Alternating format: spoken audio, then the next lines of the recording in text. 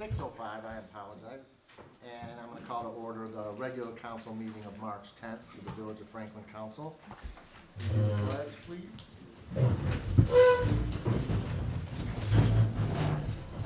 I pledge allegiance to the flag of the United States of America and to the republic for which it stands, one nation, under God, indivisible, with liberty and justice for all. Thank you, everyone. Dana, roll call, please. Trustee Hansen, Here. trustee Salako, Here. trustee Gates, Here. trustee Solly, Here. president Goldberg, Here. trustee Ferris. Here. Okay, anybody have any comments on the agenda before we entertain a motion to adopt? Can we do our reports at the end? I know. And we, Well, just, yeah, we certainly or if could. people are here so they don't want to stay. Who do we have here? Or maybe the consent agenda, could we move that before the reports?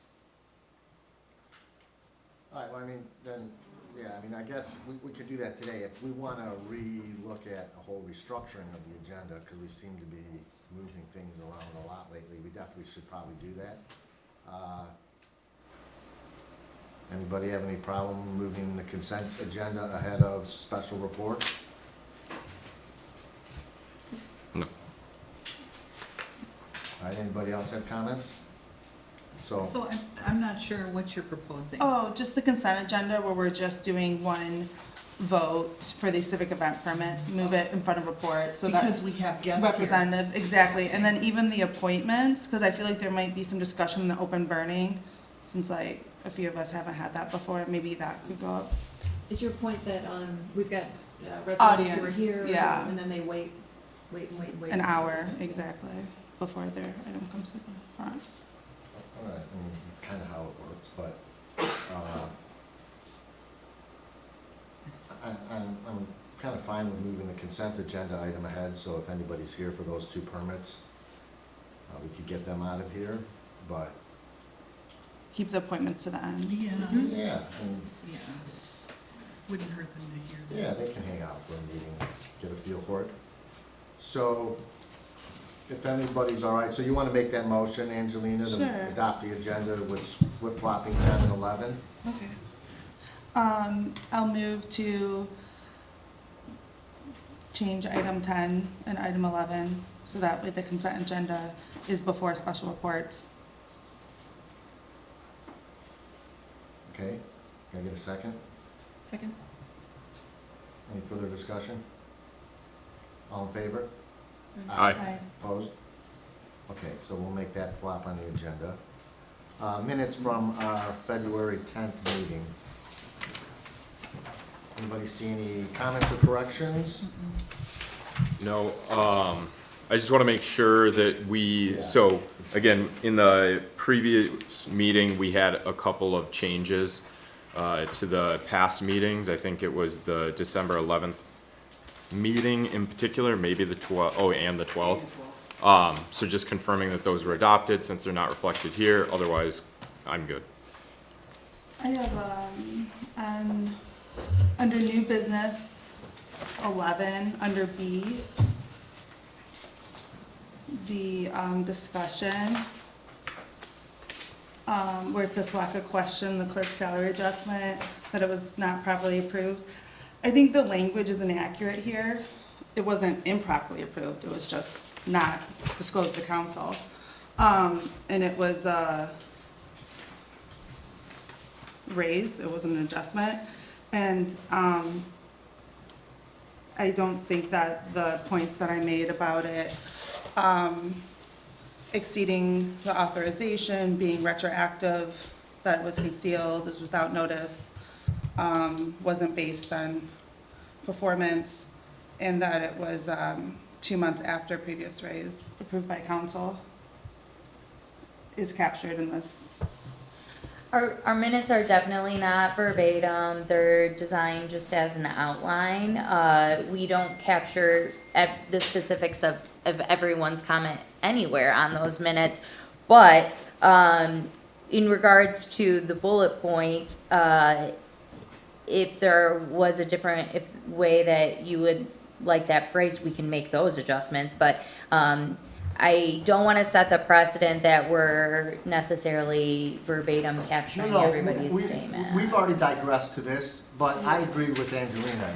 If she's addressing a comment that's being put to her name, Yep, and she doesn't believe it properly reflects it, then those are fair changes. I agree that we already moved from verbatim, at one point, several years ago, we were literally almost trying to recapture everything It that was was said. like a transcript. Correct, and we've moved from that. But if someone isn't comfortable with the way it's reflected, I totally think that Angelina should have the opportunity to get the record to properly reflect what, at least the general census of what she was saying. Do you have language you would? yeah, what prefer? would you Yeah, I like can send there? you. Okay, Well, like, Got it. SLAC is concerned about the retroactive unauthorized,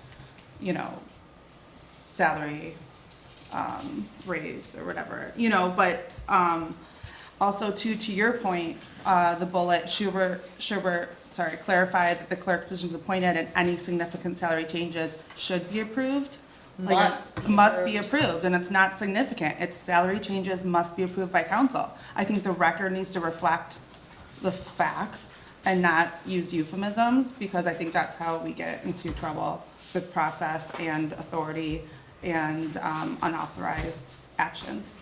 So we could delete the word significant in the fourth bullet and replace should be with must. Exactly, but that's a Yeah. huge thing, yeah.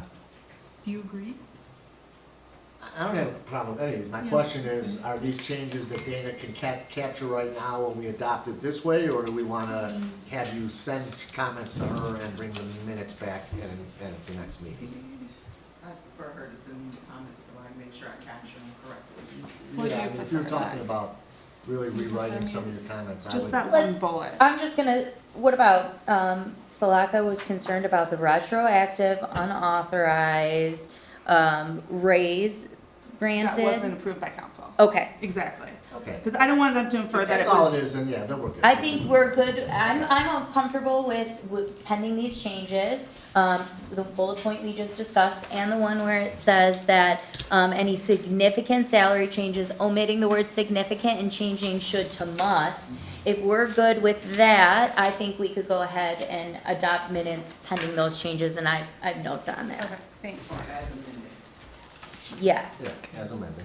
All right, thank you, Angelina. I want to just make one comment, and it goes actually to Abby. Abby, although technically by the rules you have to be absent, I want to tell you how much I do appreciate the fact that you couldn't be here for reasons you couldn't leave the house, but the fact that you still sat here essentially for the whole meeting Yes. and didn't lose a beat. I wanted to say that I do appreciate it. My daughter says you're welcome. Of course, you want some mommy there. I appreciate that. All right, so we have a motion with an amended agenda, and do we have a second? second. Oh, amended minutes. Minutes. Act together, I'm looking at the word agenda. So So we have a motion by Angelina with comments which Dana and Meg have captured, second by David. Any further discussion? All in favor? Aye. Opposed? Okay. Thank you, Angelina. Thank you. Okay. So our social media presentation is next on the agenda. I know that this was requested by trustee Yep. Seltzer, as well as I think everybody would like the opportunity to meet our social media representative and help us understand what you're helping us with. Awesome. Thanks for having me. It's nice to see everyone's lovely faces. I typically we're like the phantoms behind the screens usually in our world. I think you all got the report that we sent over. We pull reports just about monthly for everybody. Sometimes if we're looking at trends, especially with an account like Franklin, where we are kind of catching up on not being a lot of social media engagement for a long time, we'll wait a little while, and then we can track backwards and forwards. But for those of you who I haven't met, I'm Andrea Walker-Leidy. I have been doing PR, social media marketing, communications for 18 some years. I have a small agency in Rochester Hills and a wonderful little team that works with me. It started my career in journalism and kind of evolved from there. So we work with a lot of nonprofits and some small to mid-sized businesses. We've done a ton of work with communities and municipalities, downtowns, DDAs, main streets, things like that. So I've been working in Oakland County for years and years and absolutely love it. I've chose to keep my business here because I really do just love our communities. So when Susan and the team approached me last year about the fun little project that we worked on last year for fundraiser with the barn. That was really kind of a kickoff of us being able to see the benefits to social media and restore some of that presence for Franklin. And when Meg came in and had some really great communications goals, really the only way to accomplish some of those goals was to start aligning and have it be someone's job to focus on those social media pieces. So that's what we do. And so, I'm not going to read through the report. I think you guys are able to kind of see, if you want to look at those second and third pages. One thing I will point out on the first page is one of the things that I always will give back to folks, and we're at kind of the halfway mark of our initial time together focused on increasing your engagement, increasing your awareness, and just getting the community involved on social media again, both Main Street and the Village. One of the things that I will always do is give some insights and some successes and the ways in which we can do this better, right? It's not always that you get to have an outside person looking in and saying, okay, we can do this, but if we engage a little more, we can do more. So I'm here to kind of give you where we've been, but also hear from you, your ideas, the things that you've seen work. Typically on a council, there are business owners and community folks and people who also use social media. And so I love to be able to engage with a team as much as possible, both internal staff teams, councils, committees. The more that we can engage, the better all of this will be. So, it's really me sharing what we've done, but also a really great call to action to you folks. I know there's some new people on the council that we haven't had a chance to introduce yet to the community. So really a great opportunity for us to say, all right, and now what else can we do? So if you look at some of those stats, because the Village and Main Street weren't doing a ton of social media prior to us kicking off really last summer, you will see that you have just ridiculous amount of growth. These are the kind of numbers that people really love to see, but really it's indicative of the fact that we came really from not much engagement at all on social media. Not saying that the work that we do isn't wonderful, and those numbers will continue to increase. But, the fact that your Instagram post reach is up 137% from when we started really was because, prior to the summer, there wasn't really much going on those Instagrams, except for, when an event happened or things like that. So what we really focus on for all of our clients, especially a community, is consistent, relevant, engaging information.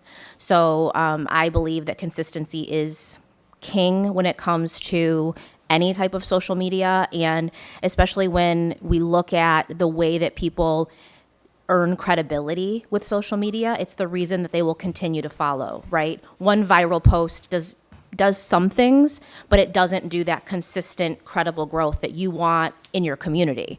You want them to know that if they want to know when a meeting's going to happen, they can go to your social media. If they want to know what's going on at the library this weekend or the church, they can come to your social media. That it just really builds that trust. So you will see both our numbers of impressions and things like that. And then some of our current goals that we're working on. We've just kicked off for the month of March a really fun campaign that we're doing with the businesses. And I just let a few of you councilwomen know that you're going to be involved. But beginning of the month, we started sharing just the incredible businesswomen that are in the community. I have to nail down your office team to make them let me take a photo also. But some of that just to celebrate the women business owners in the community.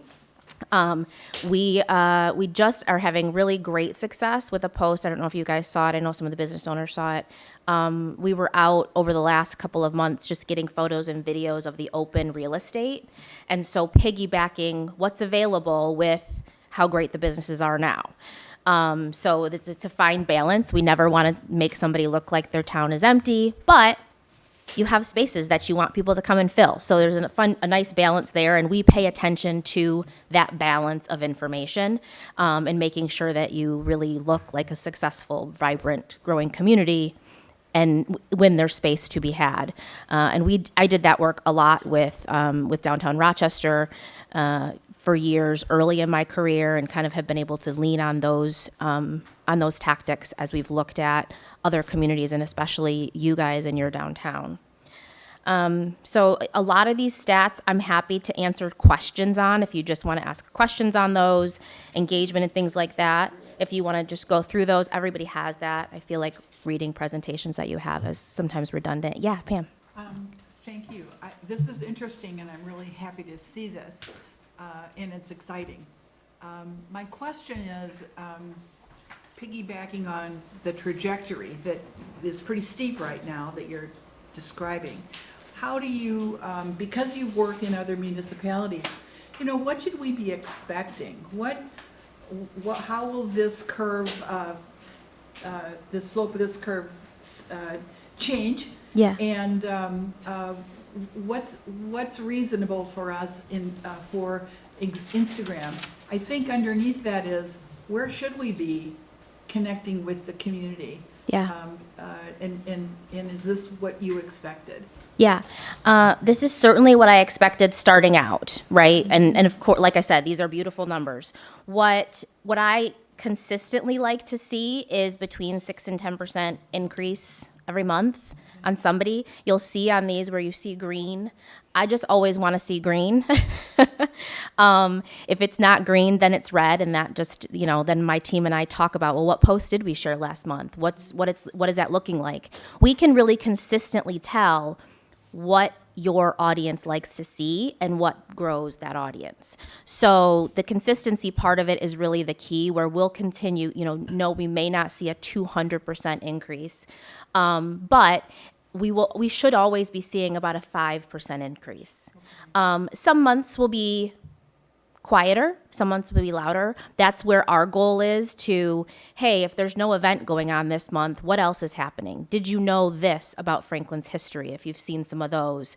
Not everybody wants to hear about compost when Susan sends me notes about compost, but we try to make that fun, and we're going to go out and get some composting photos here over the summer. I think those are the things that we'll see where the growth can happen. The other thing to note is that, the numbers of how many followers you have is, on the Facebook followers, it's about 1,900, but I'll have to pull it up.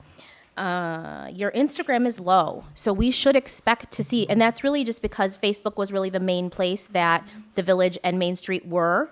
That's where, the demographic is, which is fine. There's a lot more people on Instagram nowadays. Right now, the Instagram is a Main Street Instagram. And so what we do is we just speckle back and forth when we're going to put Village information there as well, since there's one source for it.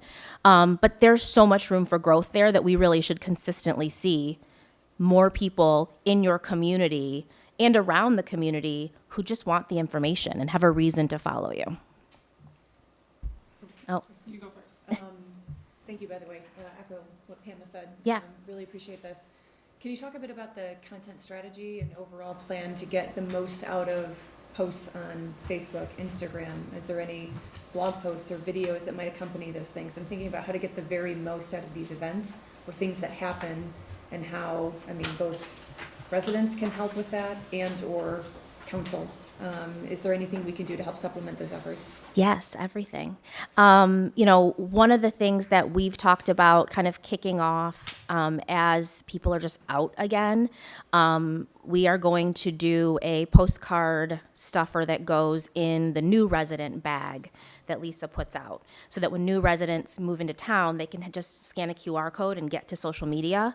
Dana has started putting the information for social media with a simple QR code and more in the links in the email, e-newsletters. So we've kind of just tried to let more people in the community know that it's happening, and that there is information to be had.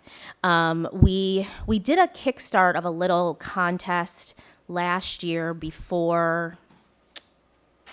maybe before the frenzy, where we asked people to take puppy photos and things like that. And there were a few dogs that came into town, and we got a few photos. So some of those engaging things that we'll continue to do as businesses want to get involved. Part of my time has just been spent kind of getting the buy-in and building my credibility with the businesses, right? And the community, and letting them know, hey, we're here. I want to take your photo. I want to share your sale. I want to talk to you about things. But my plan starting this month and over the summer, when the weather is nicer and it's easier to kind of engage, will be to, do some around the town videos, talk to you guys a little bit more, stop at some of the businesses. So I would love, as much engagement as you all want to give, I will take. If you're going to be at an event, if you're going to just be stopping in to talk to somebody, if you have a spot in town you love, those are the photos that we love to see. Those are the videos we love to see. I know Meg and I have planned as part of that communications plan, and she's been nose deep in strategic planning, to start doing some recaps after a Monday meeting. But if that's something that you wanted to tag team with council and Meg, that'd be a really fun thing, where just a couple questions, right? What were the hot points at a city council meeting?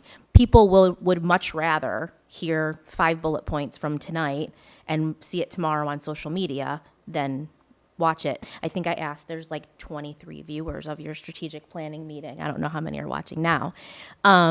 So I certainly will happily take time individually with each of you and meet and just talk about what your ideas are. But too, both myself and my team, we're happy to come out and do things. If you're going to be there. Susan also sometimes will piggyback us if I can't send someone out, and she'll take photos and get them to us. We're doing another photo shoot day on the 18th in town, where we're also going to do a kickoff with the Franklin, and their team will be there. And so we're waiting to confirm whether or not, I know that's coming quickly, he's waiting to confirm whether or not he's going to be allowed to serve any food yet that day. And then we'll let you know if you have time to stop in the afternoon. Great, there'll be some photo ops, but he didn't want to, it's not a grand opening, so he was nervous about saying anything about preparing any food until he can. So yeah. Question about the content calendar. Yes. Does that exist? Yep. A plan for how many, different Instagram posts, Yep. Facebook posts, different categories as a measure of these things? So we understand that there have been spikes over time in these areas. Do we understand what drove those spikes and how it informs what We the do. calendar might be? Yeah, and I can certainly send you guys. We send a content calendar for the following month, every month, and then we've got a 6-month and annual outline based on just what happens on the calendar in town, based on national observances, things like that. But yeah, right now we're working on the April content calendar. So I'm happy to share with you guys even just the past 6 months of what that looks like. So we'll send Susan and Meg ahead of time the whole month. We say, here's what we've spec'd out, here's what we're looking at, here's what graphics or video will accompany it. I can tell you for sure that almost any time you see a spike, it's a video. So I'm happy to get any more video content that we can. We take as much as we can, and we come out to take some stuff, but anytime we can do more engaging things, it's great. But I will happily send you the content calendar. Just a general understanding, you said with videos, so I know that within the Facebook platform, if you're scrolling over a video, it autoplays. Is that including an impression, or is it somebody who's clicking, watching? What constitutes it? Yeah, so Facebook and Instagram are pretty similar in that. So the two numbers that I look at, and you'll see here, we try to look at engagement and then insights. So your insights are your scrolling, and then your impression is a little different. That means someone did hover over it for a minute. So that the reach is just how far it got, how spread it went, how many people could have possibly passed over it. And then the engagement is people who actually connected with something. So if you look at, and I can send you also some, when I send you the content calendar for next month, I'll also send you some pieces that are like some of our top posts from the last month. So you can see those as well. Like, what was the February 19th spike or 18th spike? I'm gonna look right now because I can't remember. And I know that actually, that's I think that might be a Franklin post. Is that Michael Seltzer? Let's see. Yeah, I think it's probably one of the Franklin, yeah. Yes, yeah. I can't believe that was already all the way in February. It seems like that was just yesterday. Let's see. And I think that's Main Street. I'm pulling up the wrong social media.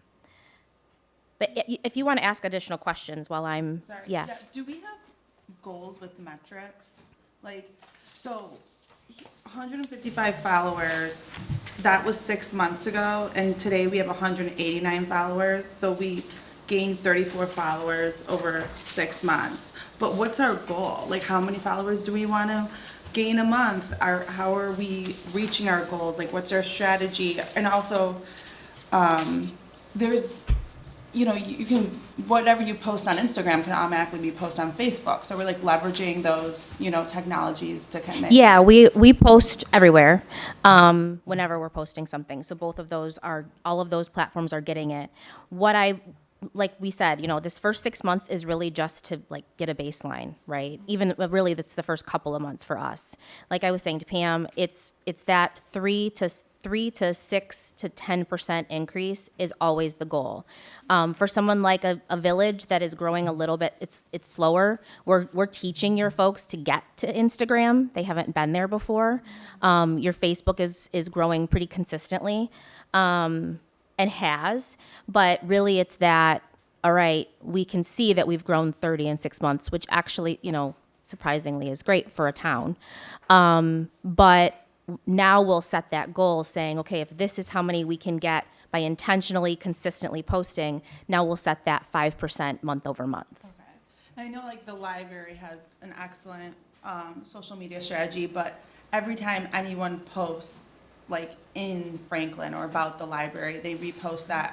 Are you like geotagging people who are posting within Franklin? Are you looking at that and Yep. trying to like repost it? Because, between the 13 to 33-year-olds, they're using Instagram Yeah. 25 times a day. Yeah, and that's really why we have focused on getting content there, because it wasn't really as much of a focus prior to us really doing that. And again, the balance for us, and it's something that's open for conversation, is now that we've been doing this for a little while, do you want to combine more of what the Village and Main Street do on Instagram? Because the Village itself doesn't have an Instagram. And so we toggle those things, but maybe there is a reason to just let it be Franklin, and it can talk about both, right? Now looking back. I think for what I would like to see more is publicizing resident engagement opportunities. Like, if you look at your Instagram, you're like, oh, the Village is closed for 2 hours. Why didn't we tell them there was a workshop at 4:30? Like, it wasn't in the week, this week and the next, last weekend. It was posted Friday. So like, as a working parent, it's like I have to get a babysitter at my house by 4 o'clock so I can be at a 4:30. I find out Friday, Saturday, and Sunday I have to call in childcare. You know what I mean? So like, the public engagement opportunities, I feel like I love need that. to be publicized on Instagram, Yeah. and Facebook, and say like, hey, plan ahead, bring your popcorn, like grab your coffee, Yeah. have an early dinner, like, meet me at the Village, like Yeah. something like, share some stories with your neighbors. Because we have always said, planning has always said, it's extremely informative and helpful when we hear from the residents. Yeah, You know, and for sure. there's a lot of people that watch it after the fact, and that's something that, you know, we always hope for, but like for them to be here and for them to connect with us and for them to, for us to hear their stories is really powerful. Yeah. And important. And so I would like love to, I personally remind people via text, you know, but like, it's, you know, me sending these annoying texts all the time and being like, hey, if you need someone to watch your kids, like I have an extra babysitter, you know what I mean? Right. So I think like that engagement of the opportunities they can come, people are like, is there any other time for me to talk to you? It's like, well, Right. talk to me, but you can't talk to another person at the same time. Right. You know, so I just think like that's important of, you know, these are your opportunities to hear from your representatives and Yeah. contribute to democracy and be part of the, you know, your community and drive it forward. I would love to see that. And I know you're in a hard place because it's Main Street, it's not Franklin's. But still, I think that is like, that's as much, you know, I want your feedback on that, right? I'm here to share your story. So the stories you give me and the time that you give me to share those, we're going to do it. So, you know, if that's important to you and you know it's important to your residents, then we can discuss with the internal team, okay, when was that workshop planned? I think we got the information kind of late to just make sure people knew it was closed. But when was the workshop planned? Let us know what's on the calendar. If there's a workshop planned, we'll promote it. Is it something the public can come to? Those are the conversations that I think, if it's important to you guys, then as long as I get the information, I will figure out how to disseminate it. And if it's something that is worth a press release, we'll do that too. If it's an event that's open to the public and we can put it on some community calendars, we do that too. So it's really just the timing and that consistent, just engaging me. I usually tell people I will happily be a fly on a wall anytime. If you've got notes you want to send, if you've got ideas, please, I will run with them. Are we limited to just one Instagram account? So we've got the Main Street account. Why not have a Franklin Instagram No, account? we're not limited at all. We can certainly do it. Couldn't we, and then like cross-promote across both Yep. accounts? Yeah, and that's what we started doing with the Facebook.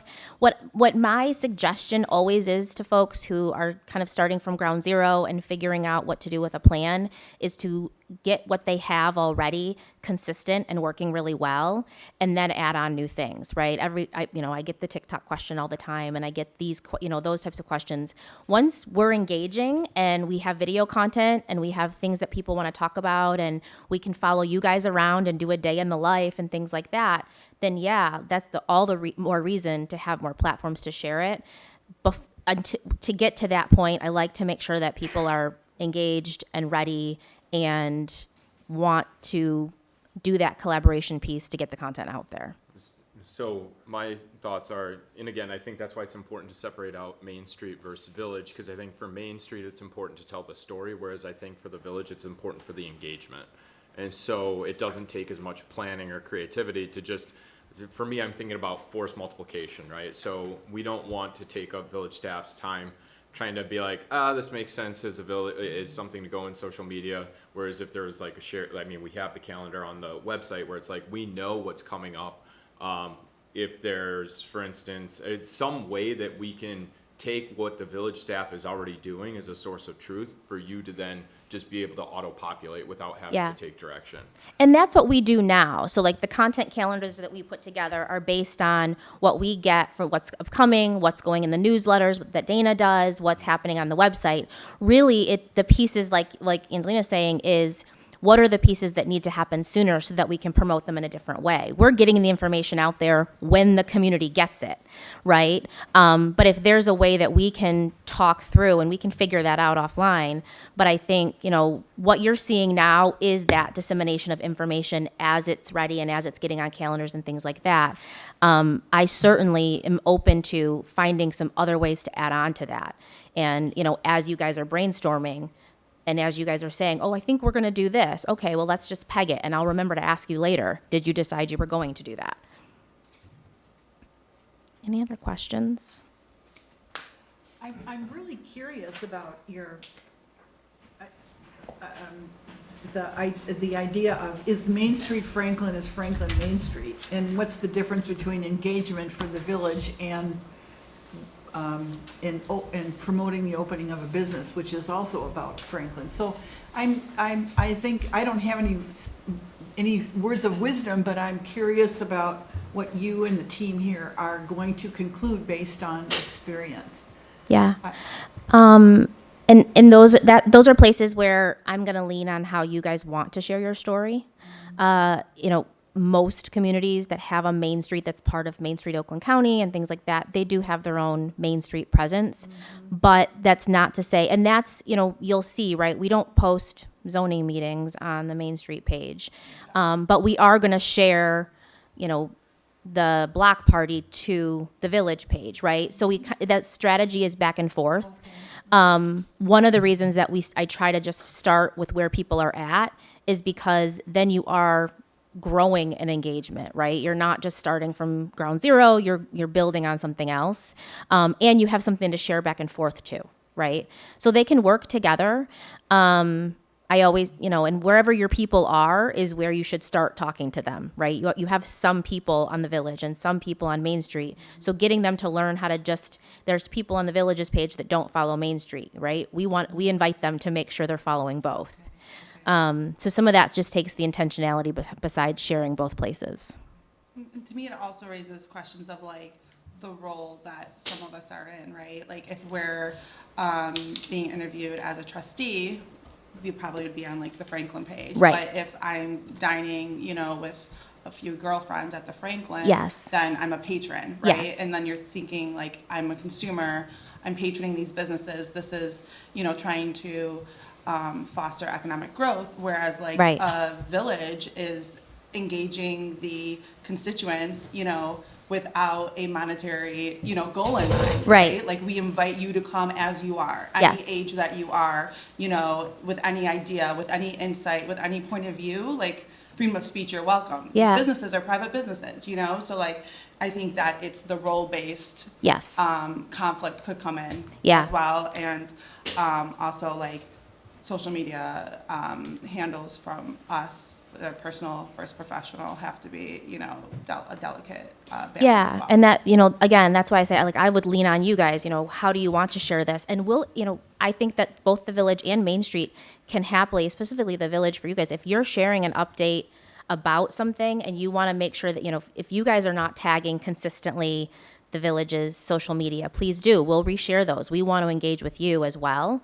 It's the same thing that we ask the community of. So as much or as little as you want to engage, we will utilize that. But you're right. You know, it's that point of, yes, you know, trustee was at the restaurant. Main Street's going to create that, and then the village is probably going to can share it. Yeah. But it allows those two pieces to talk to each other. One of the other aspects I like what the library does is they do informal real-time polls. You know, I mean, something as simple as like, should we have, you know, like cups outside the bathroom in case you forget your water bottle, or should we have like a water bottle filter, you know, where you can see how many bottles of water, how many plastic bottles we're saving, like something Yeah. as simple as that. Should we paint this color? Like when should we do our Easter egg hunt? Like very simple, real-time, Yeah. quick engagement, and then they'll get like a good read, Mm-hmm. you know, because people that follow the page are usually following the page for events, so they Yeah, know for like, sure. oh, this Friday's not good because there's a half day at the school, so no one's gonna be here. Yeah. So I would like to see that, because like, as Meg and I know, like, surveys cost so much money, but sometimes just getting that quick initial impression, Yeah. like, hey, you know, do we need to be open the day after Thanksgiving, you know?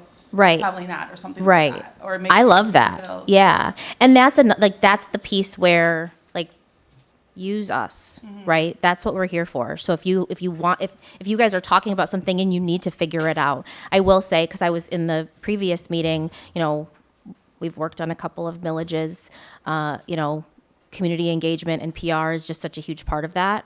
And those are the types of conversations that you can and will want to be prepared for, right? Hey, this is your community. We want you engaged. We want to hear your voice. So starting to get people used to that would be amazing now, regardless of what that looks like. But yeah, you know, please utilize. We're here for that. So, you know, any ideas that you have, if you want to see a poll happen, shoot a note over, and we'll do that. Anybody else have any questions?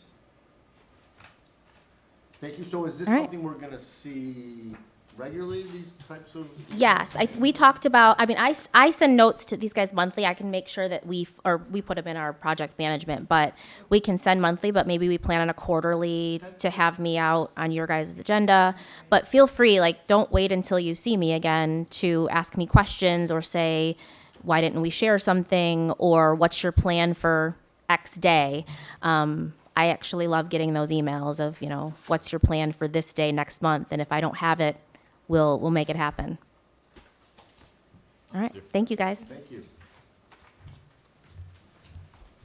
Okay, the next item on the agenda are public requests and comments, which is the time on the agenda if anybody has something they want to say which is not addressing an item elsewhere on the agenda. Now is the time to address us.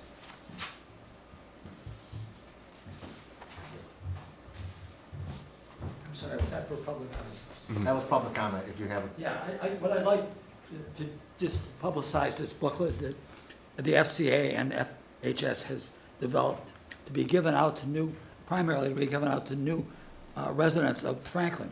So it orients them about the various organizations and the government and how it works. It's got a bunch of history in it that people should really be interested in, and kids can learn something about their own community. And where can you get those? This is free. They're here at the Broughton House. They're at the library. They're at the Slade House. We want to get these out. We've got lots of them. We don't want to send them out. It's expensive. So you should let your neighbors know about it. And please, make Definitely a wonderful resource, so it known, yeah.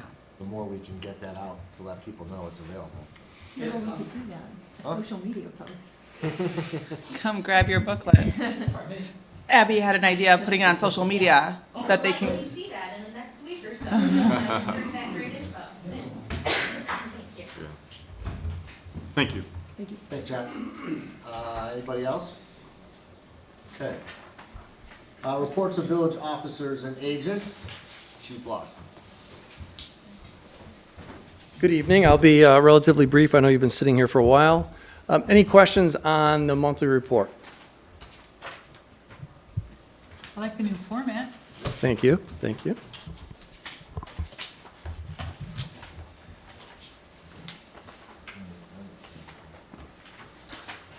Is there, sorry, are you gonna talk about like the impact of the 696 closures? I wasn't planning on it, but I can Okay. answer questions. Has there been any negative impact to our village, and what do you recommend, or how are we mitigating? So there hasn't been any negative impact to the village of Franklin, but there's been some negative impact to the village of Bingham Farms. Okay, Certainly, some mothers beat me up last week over us not directing traffic at Bingham Farms Elementary. Yeah. But that's fine. It's really, it's a partnership between the police department, the school, Oakland County Road Commission. This is a problem that's been going on for years that really needs to be addressed. And I did have a meeting with school officials on how we can work together, even with the PTO, and try to find solutions to the problem long-term. Short-term, it's just something that we can't staff. We can't do it, direct traffic twice a day at both the Huda School and at Bingham Farms Elementary, unfortunately. So, so we're looking for solutions. But yes, there's been an increase in traffic, certainly on 13 Mile Road from Telegraph East. okay. I did find myself resonating with the people who were urging you to have more of a presence at the school. And I was reminded of the Huda School, when the Huda School was, years ago, when they were trying to figure out how to manage pickups. And it was pretty awful. Yeah, Sure. but the police presence mattered a great deal. I wondered if, did you end up reconsidering the requests from the parents about Bingham? Or have you been able to reach some kind of middle ground on that? So with the Huda School, yes, we had a police presence to educate the parents as they pulled into the lot. And then I spoke and Meg spoke with their PTO and our expectations and maybe alternatives on a traffic flow pattern. And we want to do the same thing at Bingham Farms. There's, like I said, there's really no way that I can dedicate our 2 officers to direct traffic twice a day, 5 days a week, right? I don't think that's fair Franklin. I don't think it's fair to all the residents in general. I don't see an additional safety issue with more traffic. If anything, when we usually have an officer that runs radar in front of Bingham Farms Elementary in the morning, and we have not been doing that because the traffic is going so slow. And having an officer sitting there, then they're wondering, well, why isn't that officer directing traffic, when really it does take 2 officers to safely do that. Okay, thanks. Sure. But I think education and awareness is Yeah. great, and I think that the first step in the strategy that you're pursuing is the solution, so. Thank When you. there's not construction, there's not an ongoing problem at Bingham School like there was at Huda School back in the day, which didn't matter whether there was a construction project going on, there was just traffic capacity issues. Has there, outside of this recent 696 closure, has there always been an in and out issue at the Bingham School? I think when the school was originally built, it was designed to traffic flow for buses. And as we see in the last, 15 years or so, parents like to drop off their kids, and there's just an increase in traffic. So I've suggested, traffic lights, which is a request that have to be made by the school to the Oakland County Road Commission. Turn on left signs, staggered start times. Again, a collaborative idea with the PTO, and maybe they can have some ideas as well. So, but really, it's just not the police that are going to solve the issue. It's all of us together. I was gonna say signage and lights and, Yeah. everything you just mentioned, so. And the school district does have to pay for those lights, so I think that's maybe been the hang-up in the past, so. All right, so I have some exciting news, and the next several meetings, I have some new initiatives I want to announce, but the big one I want to announce tonight, and I'll be quick, I know people are waiting, is that our department will begin the process of law enforcement accreditation through the Michigan Association of Chiefs of Police. We plan on beginning this 2-year process this coming May. Accreditation is a strategic initiative aimed at enhancing the effectiveness, accountability, and professionalism of a law enforcement agency. This accreditation will align our agency's operations with both state and nationally recognized standards to improve operational efficiency, transparency, and accountability, implement a rigorous process of self-assessment, external evaluation, and continuous improvement to foster public trust and confidence, ensure our agency maintains a culture of professionalism and ethical conduct, reinforcing the importance of community safety and service, and provide our agency with a structured framework for optimizing policies, procedures, and practices.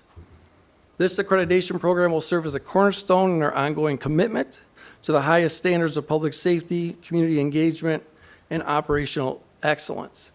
And what's great about this accreditation is we're being looked at every year once we gain accreditation. So long after I retire, we have to keep up those same standards as we move forward to keep accreditation.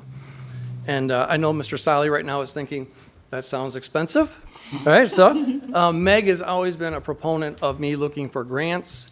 And through her encouragement, we did go out for 2 grants, which will cover the cost of the accreditation fee, as well as the software platform in which we must use for the process. So it's completely covered, so thanks to Meg. No, team effort here.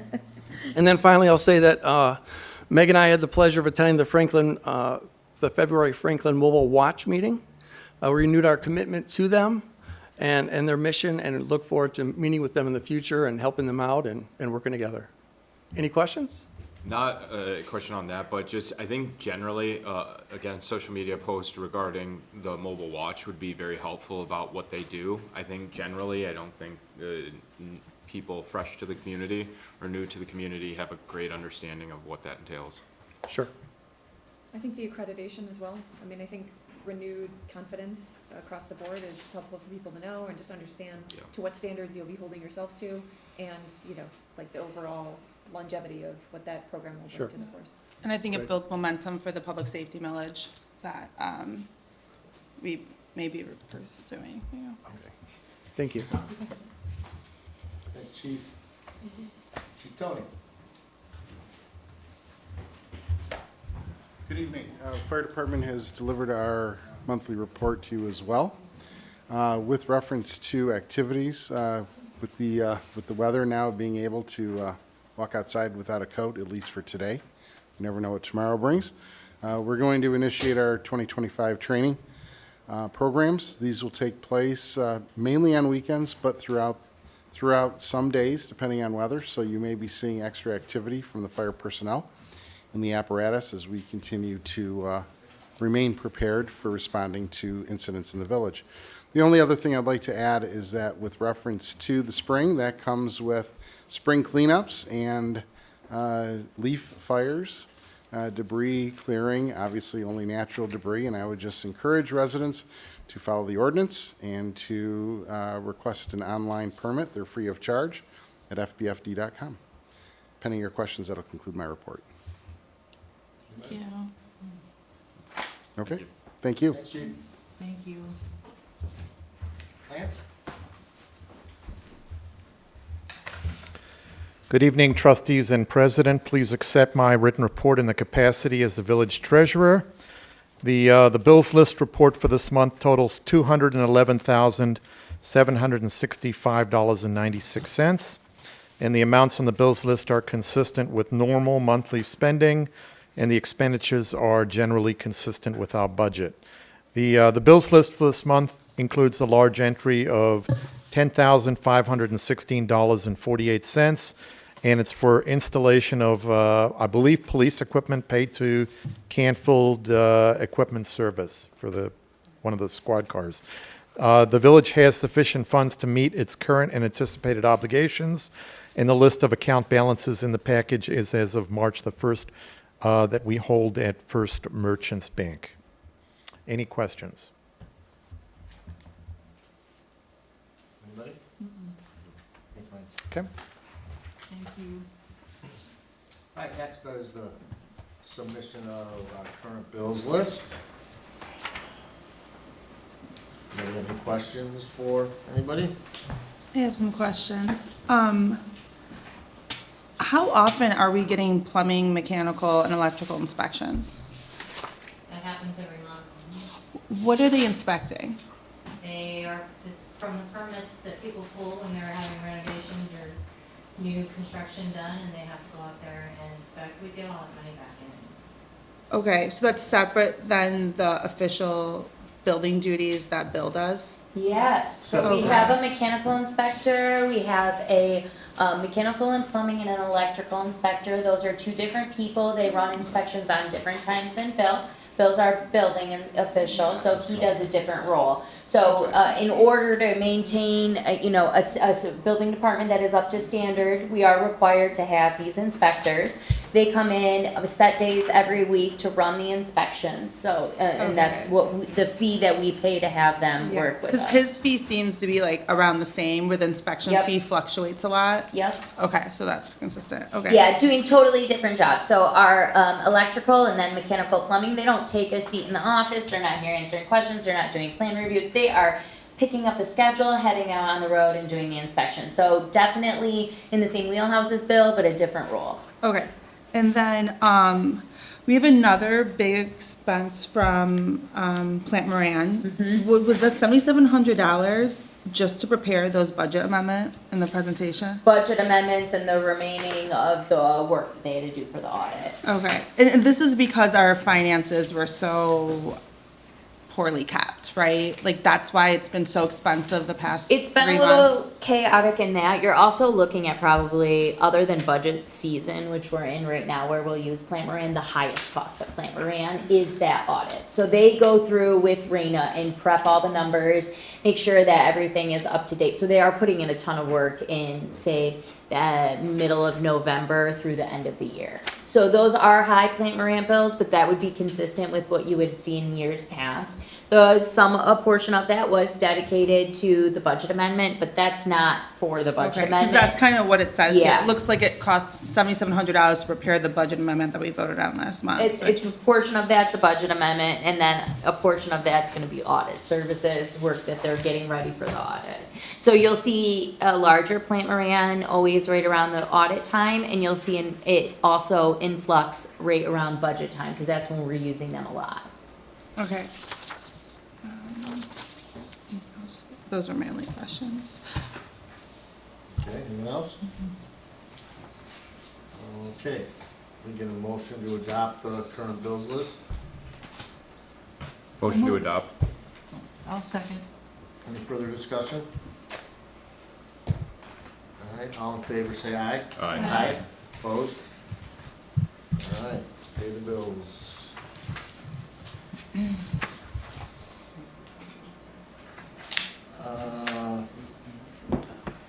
So now we move the consent agenda up to this point. So there are two items on the consent agenda, both events which are becoming annual staples, Oktoberfest, a one-time annual, and 3 for the Music on the Green. That's nice to see. The way consent agenda works is, unless anybody wants to take it off for further and more detailed discussion, we approve it in mass. Anybody have any comments with the consent agenda? I'd like to ask about the Music on the Green, mostly to say how happy I am that there's 3 concerts. Good. That's an increase. That's a 3-fold increase over last year, I think.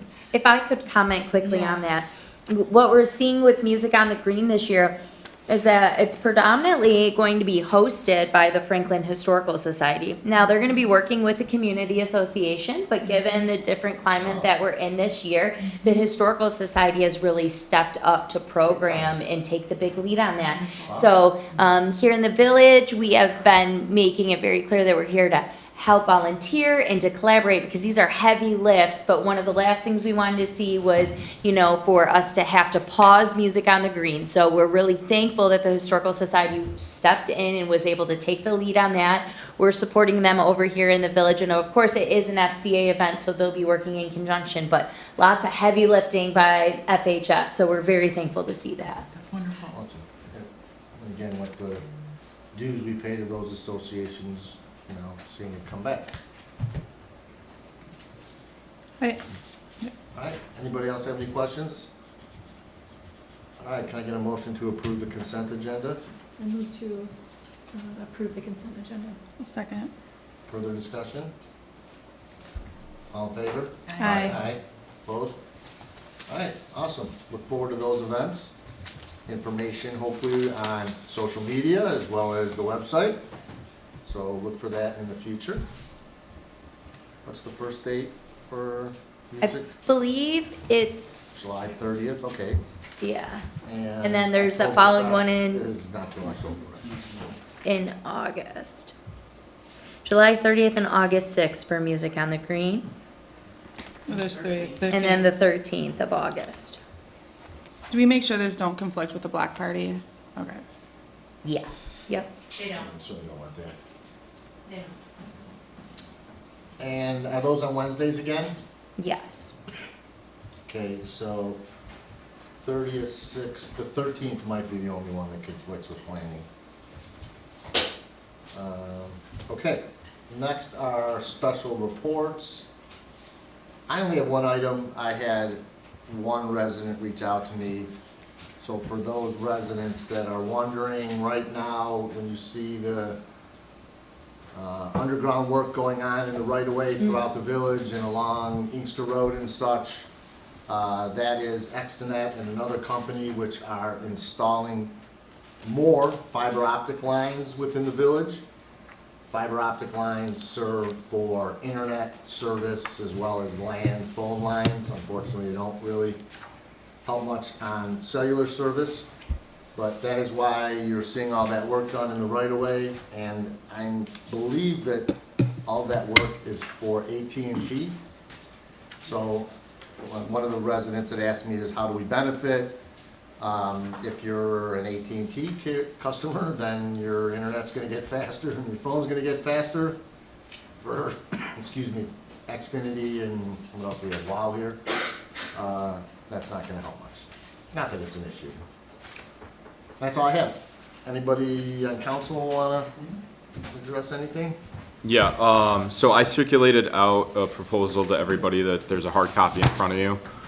This is something that as we start to think about strategic plans for 2025, I feel strongly about, which is the creation of a junior council, which would allow us to create a coalition with local high school students to represent and kind of do a simulation of what we do.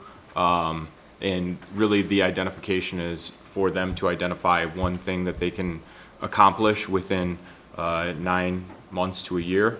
So again, just wanted to get this proposal for people's consideration, but I think that it would provide both a lot of value to our youth as well as a fresh perspective for our village, as well as some additional bandwidth to get something done to benefit the good of the community.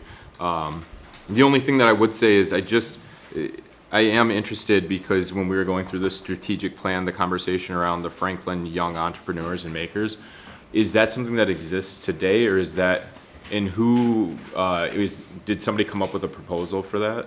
It came out during the Economic Development Collaboration meeting. Okay.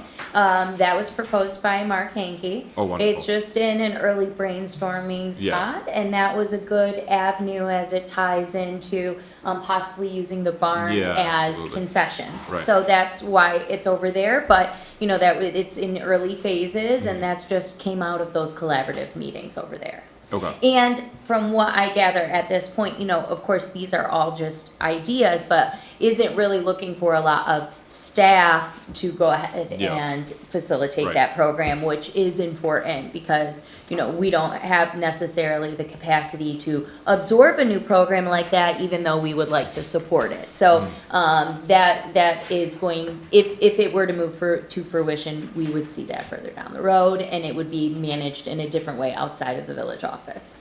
Okay. Okay. Thank you. Maybe a small idea on this? Mhm. So we've got some high school students who would be nominated to this? So essentially, we would do outreach to, and again, a representative from the council would do outreach to the high schools to promote applications. We'd receive the applications. We as a panel would consider the applications, make a selection to create the council.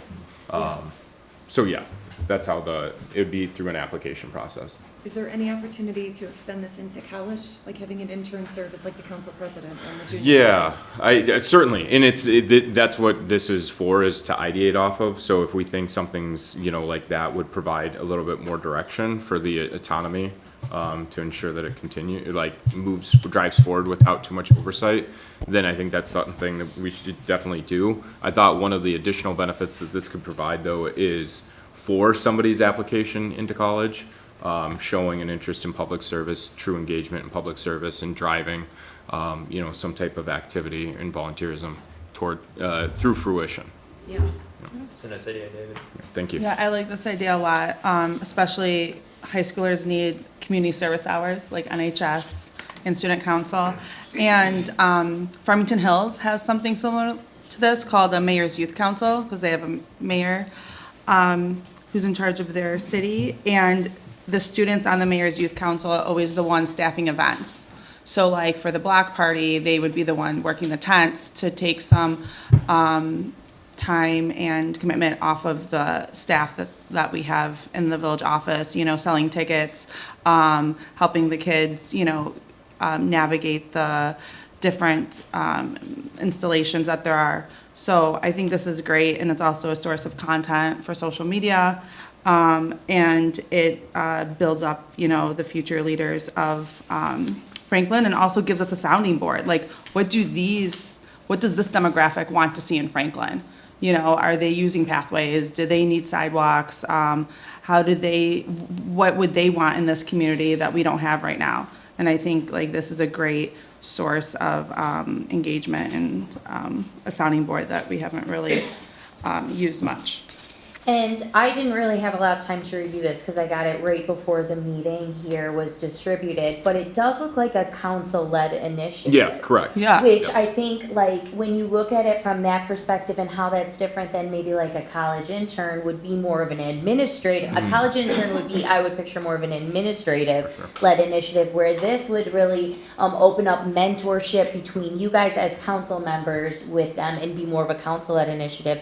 So I can see that being really unique and also different than your typical internship of a college student, right? More of a mentorship program. I don't see this costing the village, funds, like this is Or a. resources, Yeah. really, because Right, it looks exactly, like you for guys sure. would be Then the ones. that's the goal. Yep. and Exactly. So, I mean, obviously, we're here to support it and help with that, but looking at this initiative and seeing this way to bridge the gap and bring in the youth without having to pick up an extra strain on staff, I think could be really helpful for us. So, I mean, obviously, we would be supporting the program through staff and helping in ways that we could, but having it be council-led, I think, is unique, and I think that really opens up this door for mentorship beyond just a task that's assigned to an intern. Yeah, it says a subcommittee of the village council, so Yeah. even though you haven't read it, So you knew what it was.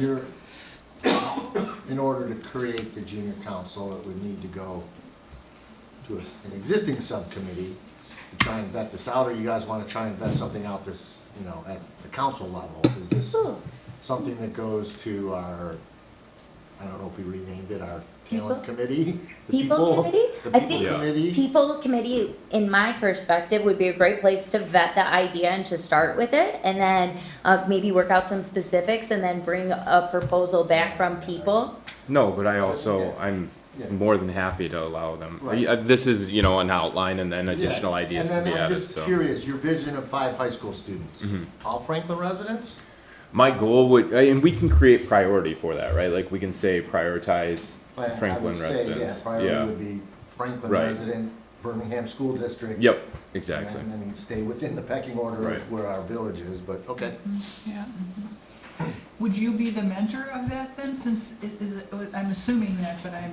I'm how would you passionate, so see- I just wanna see this happen. So if somebody else felt like they had a strong desire to step into that role, then again, I have no issue handing that responsibility, or not contesting that responsibility. Yeah. But to push it forward, I'd be absolutely happy to continue to drive it. Right. It's a great I mean, I idea. think it's a great idea. That segment of our community has a much bigger say in the world than maybe when we were growing up. Well, the existing group that works with young people, it would be Eagle Scouts. That's been the most prominent youth-oriented organization in the village that I'm aware of. Yeah. So, and having some experience working with public schools, how would you see this becoming embedded as part of the school calendar? Or would you? I mean, how would you recruit? Would there be like a sponsoring school? Would there faculty? I don't do think that it has to The whole be. idea for the whole vetted out. That's Yeah. part of the Process. vetting? Right. Okay, so Yeah. this is an idea, Yep. and then make Yeah, it it's a happen. wonderful It's idea, something- more than an okay. idea, it's pretty detailed, so I think Yeah. handing this off to to People committee, I think, and we'll kind of look at it from there, and as we're just briefly, brainstorming, right, how do you get it into the schools? I think it's something that if we could get a good idea, we have a lot of details right now in this proposal, get it through people, and then maybe David Solly and I go meet with the principals of the schools. We'll have some material that would advertise the program, and then maybe it's something that they can, engage the students with, or, as the administrator or the president, or however you guys want to do that, we can get into the schools and with the superintendent and find a safe and a way to share this message and to recruit people locally. Thank you. Great, nice Yeah, idea. thank you. Anything else? Mr. David? Just one comment on this proposal. Latest census data has, between the ages of 10 and 19, 8% of our population. So it's under 200 people, and even our ages 10 to 19. Yeah, So your population is quite fairly small low. to get, to make this workable within the village. Mm-hmm. Right, I think that was a starting point. Yep. We should save those comments for public comment and have them at the microphone. Well, yeah, and again, this is only council reports. Yep. We still got things to do, so this will find its way back again in the near future. Yes. Anybody else have anything you want to add? Anything you want to say? Angelina? Sure. So just want to recognize International Women's Day and Women's Month for March. We have a female-heavy office staff, and I just want to recognize their contributions and the team that Meg leads, and the Are you the first female administrator we've had? Nope. Oh, nope. okay. Well, since I've lived here, so just, the barriers that you're breaking or continuing on, recognize that. And then the simplification that you did in the workshop was just very impressive. And I always say, like, the simpler the PowerPoint, the more work you did behind it. Because when someone presents a lot of information, it really doesn't mean that they understand it well. So the fact that you could distill it down so well, I know that that was a challenge, and that is compliments to your expertise. One of the things that I know I've been saying off and on is I really like to get a handle on the governance of the office, like the processes, our procurement process, our appointment process, our issue management process, our retention annual review process, social media policy, council agenda, travel. Those things, I think there's like a half dozen policies that we may have, but just like refresh us on them or make them visible and transparent to residents so they know if they like report an issue, how it travels through to resolution and where it could get stuck. If they like send an email in, does it go to you first, or is there like different levels? How do they know someone's working on it even if they don't hear feedback? Should they call again? With like council agendas, sometimes I'm just like, I don't even know how to get something on an agenda. Procurement, it's just kind of like, do we have, do we do the due diligence of, in our contracting processes? And I know that you do, but it's just like to have it written down and then repeatable processes.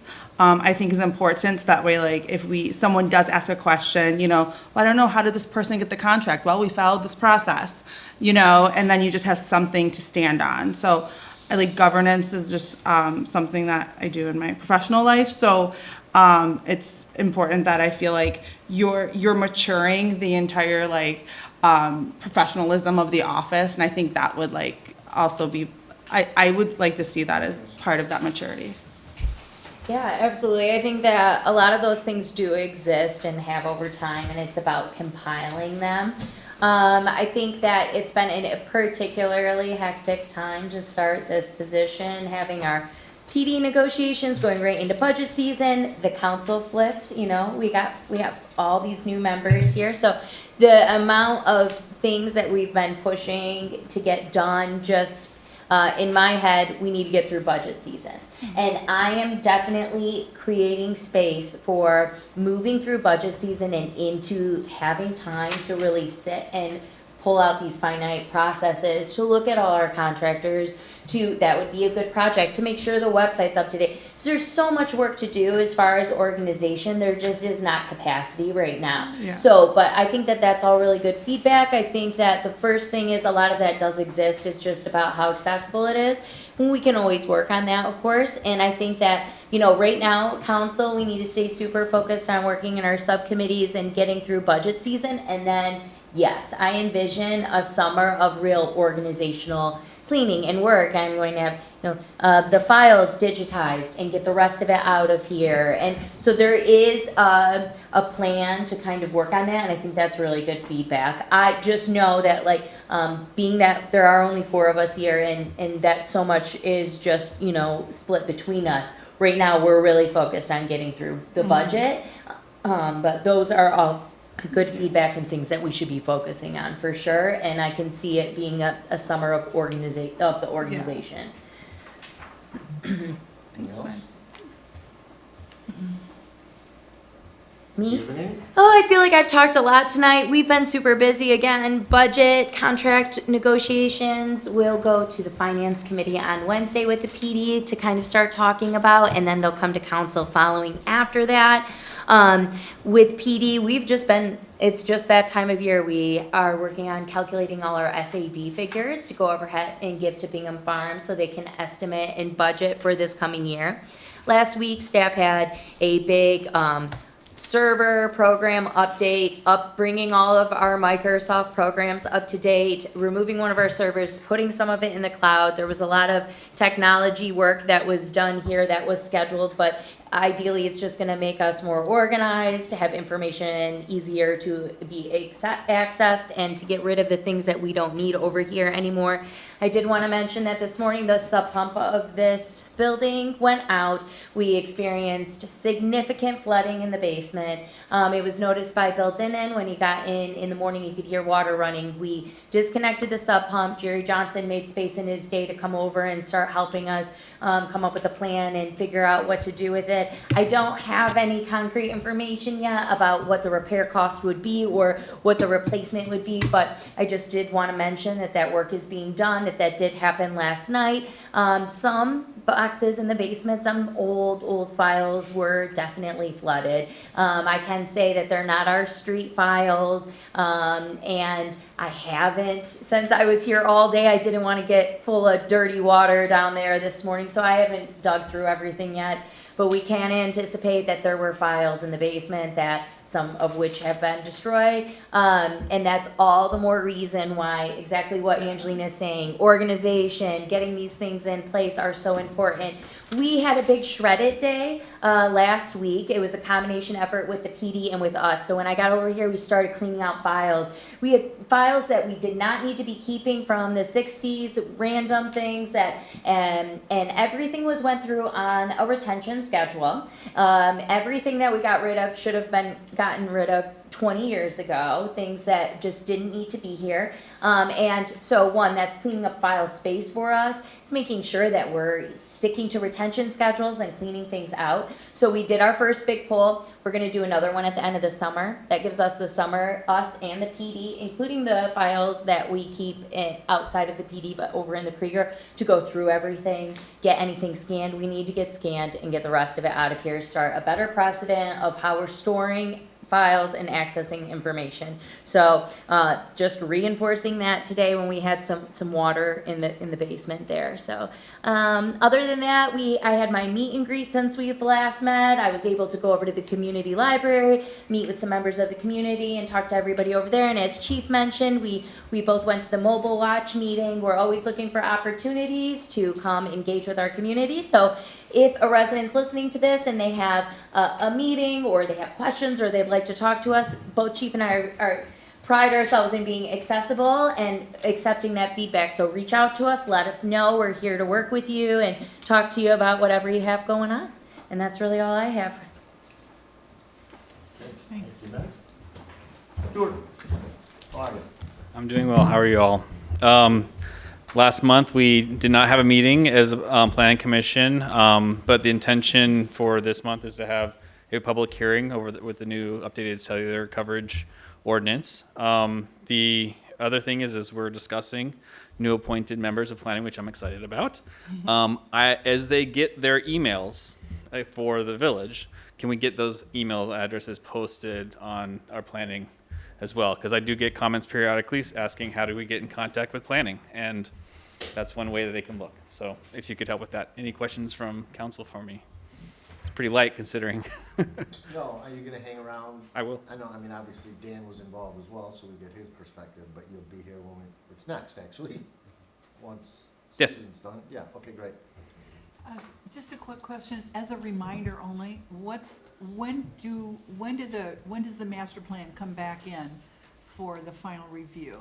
I'm trying to track that. That's me. So Okay. we are in the process right now of updating the website and creating a landing page for it, creating a separate email address where residents can email feedback directly to the master plan. Then it's released for its 63-day review period. We've approved the review period, but we have to still release it to all of the applicable communities. Then we'll get notification after the 63 days from Oakland County that it's been reviewed. Then we have a meeting with the county where they will review the plan, present their report with any feedback, and then sort of give their blessing. Then after that period, we would go back, look at any of the other feedback we had collected, on the website or from residents, and then it would come back. So if you're looking for a time frame, I would say end of July, probably, by the time that that's done. For some reason, I thought it had been out.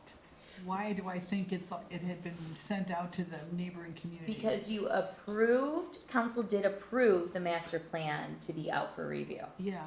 Yeah, so I have not, those are all me things. I have not Oh, had okay, just the checking. capability or capacity to do any of All that right. yet. Stuart's tired of me asking. He's tired It's of me not a asking. No, it's Stuart all right. thing. Lance It's is just a tired lot of of admin. It's just, our planner consultant has done what he All can. right, okay. But that's not, it's really outside of his scope, and Yeah. so there's just a lot of work to be done on All that, right, so. thank you. This for is the that. challenge I face with having several former planning commissioners on council. Where is it? Thank you Thanks, very Stuart. much. Susan? So I'll be fast. As you know, we have been working with Pam and the church and baseball and many other people on trying to reprogram Krieger, the barn, get some funding for the church, the green, all of those kinds of things. So some exciting stuff, hopefully. You guys have that in your packet from earlier. Other than that, we will be doing a work plan quarterly review. We do have some dates set for like the block party, Franklinstein Frenzy, summer block party, or sip shop and stroll. So we'll get those dates out soon. I'll get civic event permits going on those soon. That's really the highlight of it. I would love to see, and I think other council members might be excited to see the work plan, Okay. so that Yeah, sure. we know what Main Street is Yep. doing this year. Yep. We'll share it in the next Okay, go around. Be good, thank you. Okay. And then could we get updates on the Franklin and Grey Dog Cafe? So the Franklin, they should be opening the end of March is what I have been hearing. We don't have any. No, I don't have a set in date. stone, But that is the word on the street. Yep, that's the word on the street. Gray Dog, they are still in process. They've been working with us on some grants with MEDC and some things like that. So I was going to follow back up with her on that too. So I'll have more, hopefully, to report next month And on just that. to piggyback off of that, we're in good contact with Great Dog. They went through a shift of partners and kind of how they were going to go ahead and get up and running. So if it seems like you haven't heard an update in a while, internally from them, they were doing some shifting.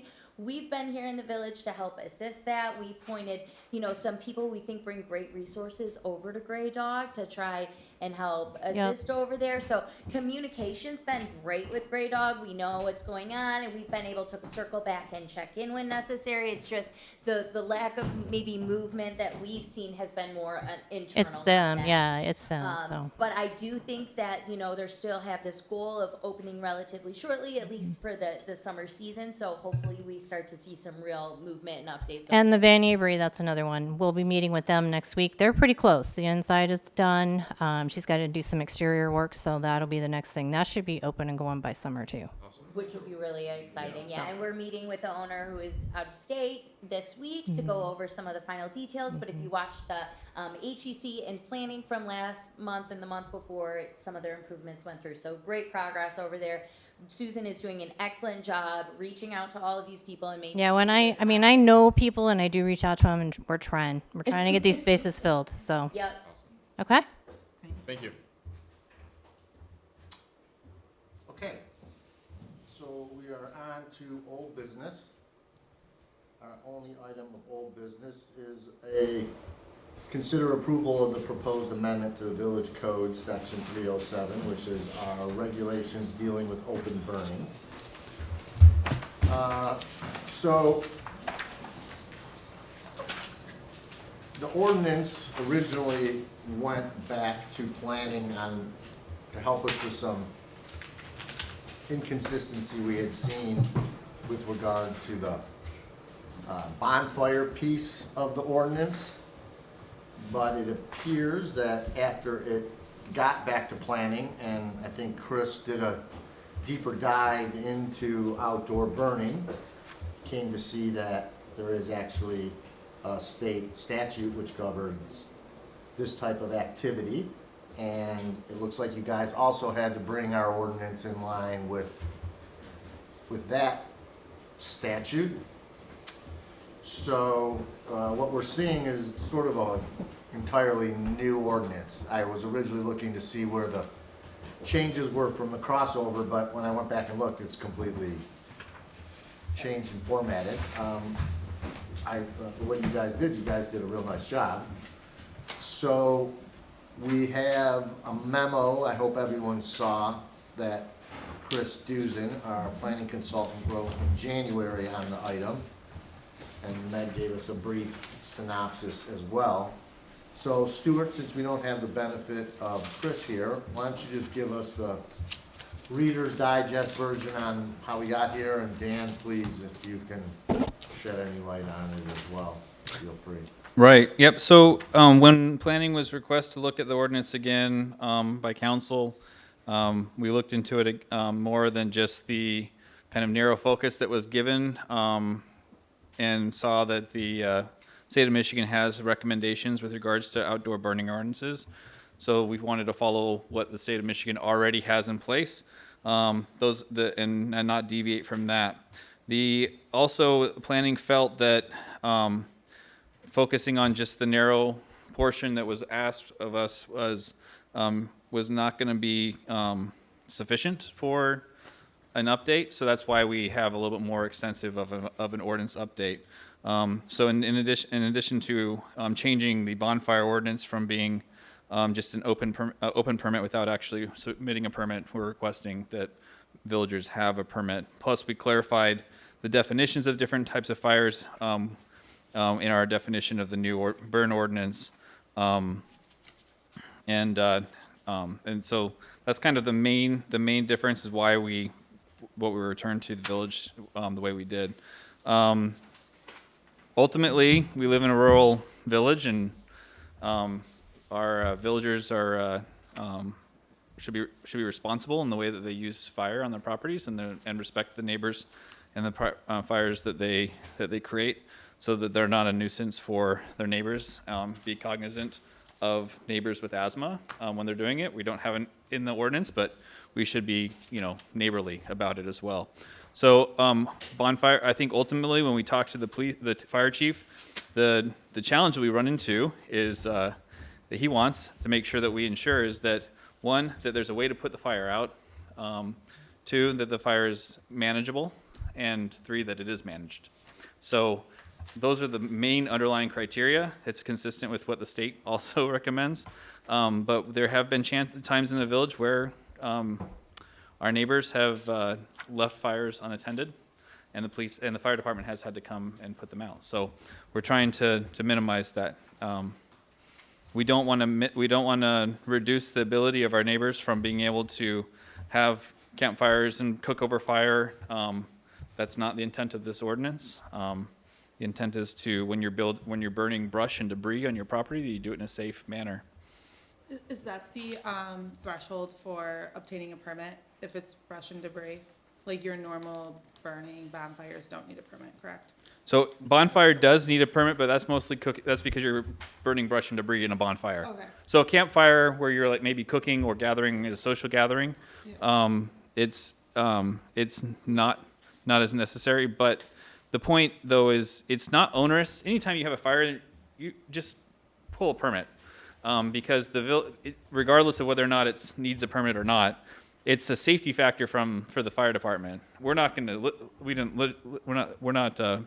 saying that it specifically the ordinance for all cases, but it's not a bad practice to be in if you're going to have a fire. I mean, our fire department wants to know when there's fires going on other than a simple fire, and the process to ask for a permit is.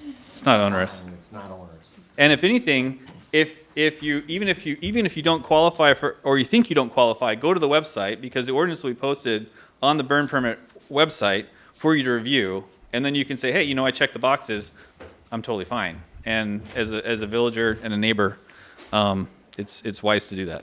All right, so I'd like to kind of go through this. So this is a complete rewrite. At this stage, we're just doing, I guess, an initial review. If we're having it close enough to a state, we'll take action later. We can consider having a first reading at our next meeting. So just to kind of go through it section by section, I'd like to do it sort of organized. Andy, you got any comments on the ordinance? Do I? Yeah. No. Dan? I mean, you were involved in it, so. Yeah, I was if you- involved in it. I think Stuart gave a great summary, so I don't mean to belabor it, but my comments, I gave lots of comments that are already incorporated in it. Yeah, I watched the several, this was several meetings. Not a huge output from the public at the public hearing, but the planning commission definitely vetted this on several occasions, and yeah, Dan had a lot of input in that. David? Yeah, so 3072 definitions, campfire. I would like to strike or, insert a comma after warmth or entertaining period. So it would then read, a small not to exceed 4 feet in diameter controlled fire built for cooking, lighting, generating warmth or entertaining. In 307.4 general regulation .1, I want to clarify open burning of yard waste and so it would be open burning of yard waste and bonfires shall Read be, that one more time? yeah, 307.4.1. Okay. So open burning of yard waste and bonfires shall be constantly attended and supervised by a competent person of at least 18 years of age until the fire is extinguished and cold. The reason for that is similar to the burn permit that's limited to yard waste and bonfires. The idea that you have to be 18 years of age to have a campfire in your backyard, I think seems a bit onerous. So whereas I don't want to drop the age because that does seem appropriate for yard waste and bonfires. So I think we need to treat bonfires separate than campfires separate from yard waste and bonfires. So that's why I'm making that recommendation.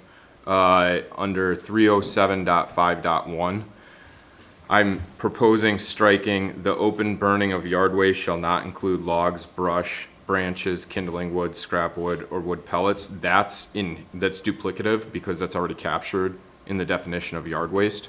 None of those things would constitute yard waste. And then my last one is 307.6, so it would be 307.6.1 after the sentence, appropriate fuels for bonfires and branches, large logs, brush, scrap wood, and wood pallets, but not yard waste, period. I would then create a new section that would be 307.6.2, which then becomes appropriate fuels for campfires are kindling wood, branches, charcoal, small logs, but not yard waste. Those are kind of two separate things for what is appropriate versus what is excluded. I think just reads better to be separated, which would then change 307.6.2 to read 307.6.3. Could you email us those Yes. changes? I think that would be really helpful because then we can get that over. Yeah, to I'll do it Chris. in a red line. So Yep, it's just that would right be there. great. Okay. Thank you. Yes. I think that they Yeah. make sense. They were pretty Yeah, easy yeah. to follow. Right. Yeah. Okay. I like it. I have no other changes. I support what David suggested. All right, I have a couple just to just do it for clarification. Sure. At first, 307.1.2, I wasn't sure why it was only within a building, but I think you cover it now in open burning, where open burning is not anything through a stacked chimney. My concern was what we just approved at the Franklin Yeah, would be not considered open burning because it's through a chimney. that's right. So that works good. So what we're talking about in 307.1.3, in the section where it talks about like for heating, that's sort of like those lava rock devices, those are not regulated by this. Right. Perfect.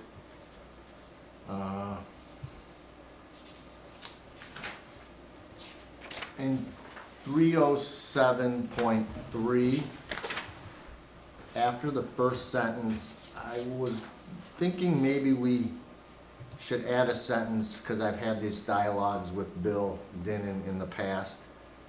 The fire department shall have the right to enter the property for purposes of inspecting fires for which a permit has or should have been issued.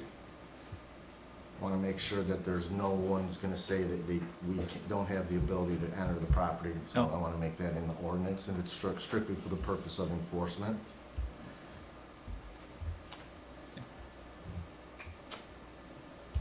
Last comment, 307.5.5.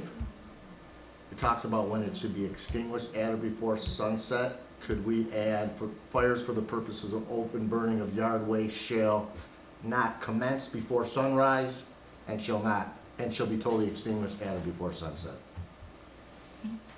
And then, I guess this last one is just sort of a theoretical question, but I didn't go back and cross-reference the last version of the burn ordinance, but the setback requirements are bordering on eliminating open burning in the historic district. Right, so. And you would basically have like a 5-foot square in the dead center of your backyard if your lot met a lot of criteria in your neighbor's house and structures and. So in the past, the neighbors that came to our meetings that had the most concern were in the historic district. Against it. Okay. Okay. Yeah, well, against their neighbors' light burning, mostly because, they'll have their windows open on the nice fall day. No, absolutely, and I'm not saying that as an objection, it was more just of a comment, that what that essentially does, without essentially saying it, is coming close to. Yeah.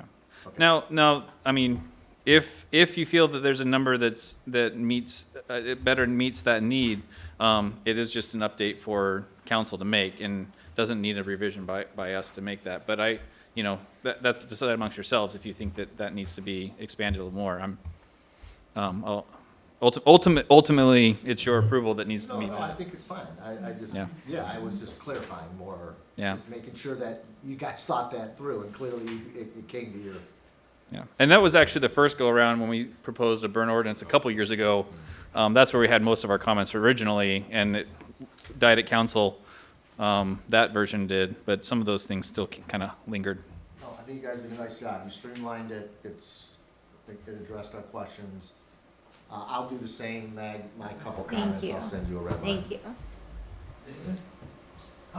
John, you need to come up here, please. Yeah, please. I'm just wondering how this would affect if the FCA ever wanted to do a bonfire night for some reason. So bonfires are defined as basically being built in a field or other large open area. You just have to come pull a permit and make sure you meet all these requirements and have a good source of extinguishment. Right. But yeah, that's where this whole problem came from, was the intention of bonfires was for the FCA. And what happened was residents were using a bonfire, which didn't require a permit, and said their fire in their backyard was a bonfire, not an open fire. And they were getting around a permit, so we needed to fix that. But we, in essence, fixed a whole bunch of other stuff, so. Yeah, even Really nice job, guys. on FCA property during Memorial Day, the scouts retire flags, and it's a whole ceremony where we have a fire pit on the village, on the green over here, and we respectfully retire flags that members of the community, both Birmingham and Franklin, wish to retire. So it's a great opportunity we utilize as for scouts as well. So.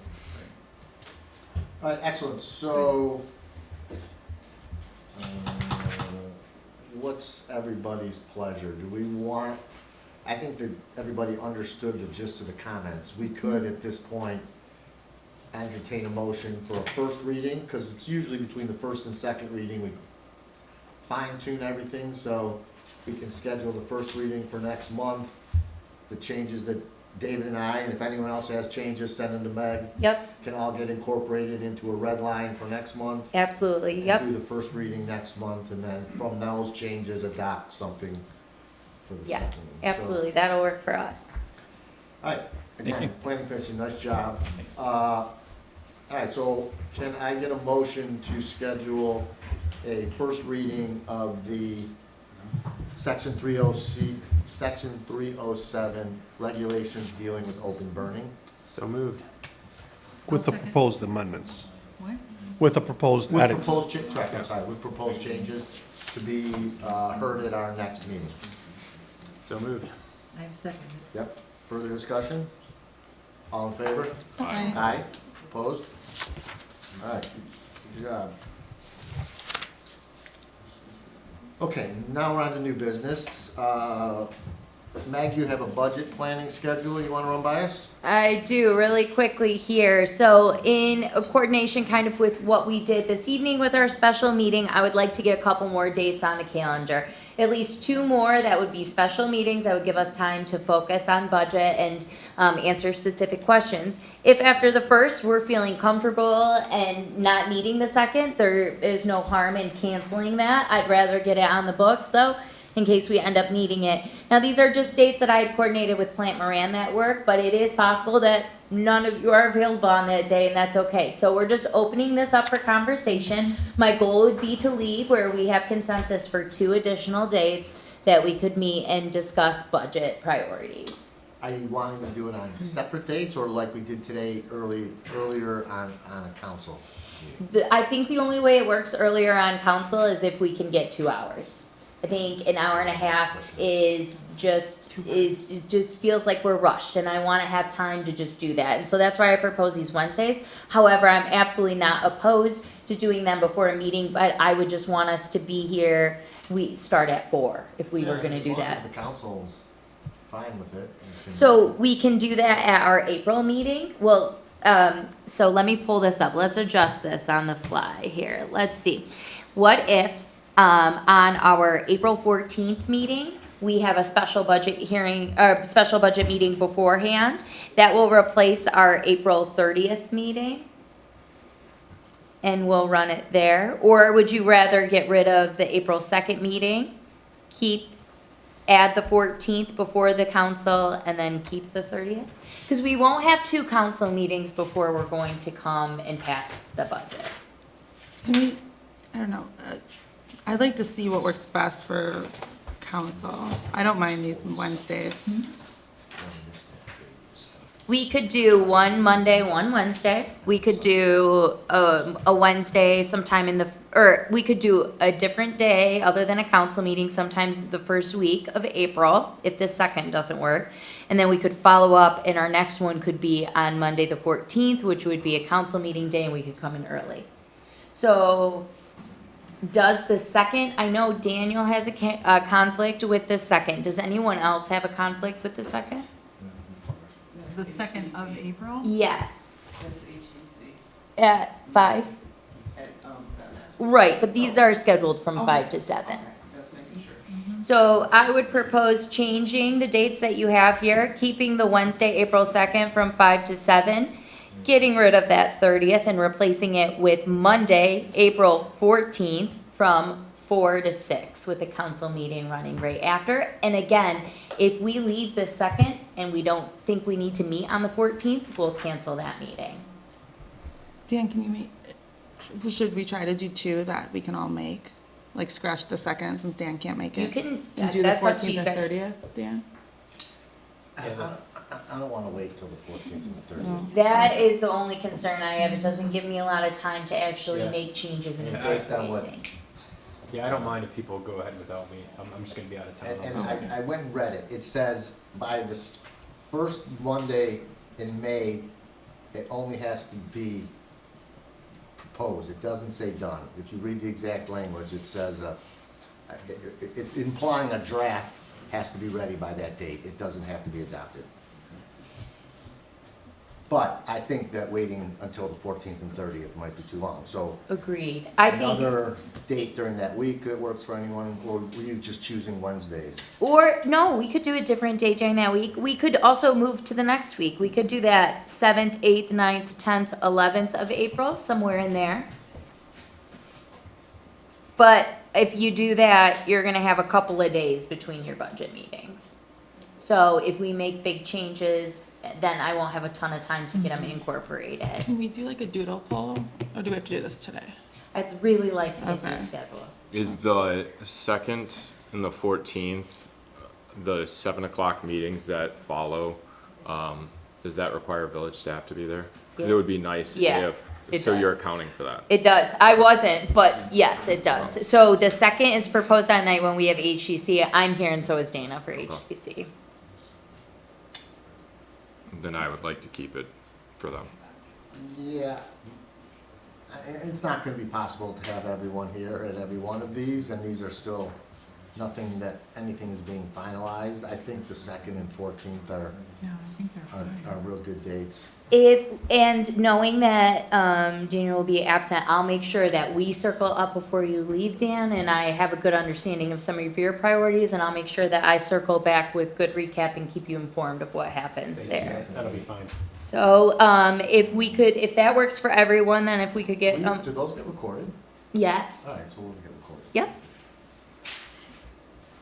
So we would have Wednesday, April 2nd from 5 to 7, and then we would have Monday, April 14th from 4 to 6.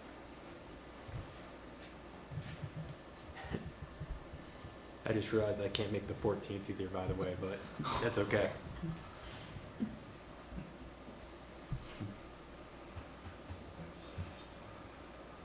Okay. So we'll save you extra special time. Yeah. When we're Yeah. talking. during It'll be okay. discussion. And really, leading up to these meetings, I know I've reiterated this a couple of times, but please, while you're thinking about the budget, if you have a random question, if you have something you want me to look at, it's a lot easier for you to shoot me an email and give me some time to get that done than to rattle it off. And we're in busy season of budget, so feel free to email me with questions. When I get you information, I'll distribute it to everybody so they have that, but that helps us keep these conversations moving and really use that time effectively. So I'm here, open to talk about it, send me an email, swing by, and we can keep talking about the budget there. Okay? Thank you. Excellent.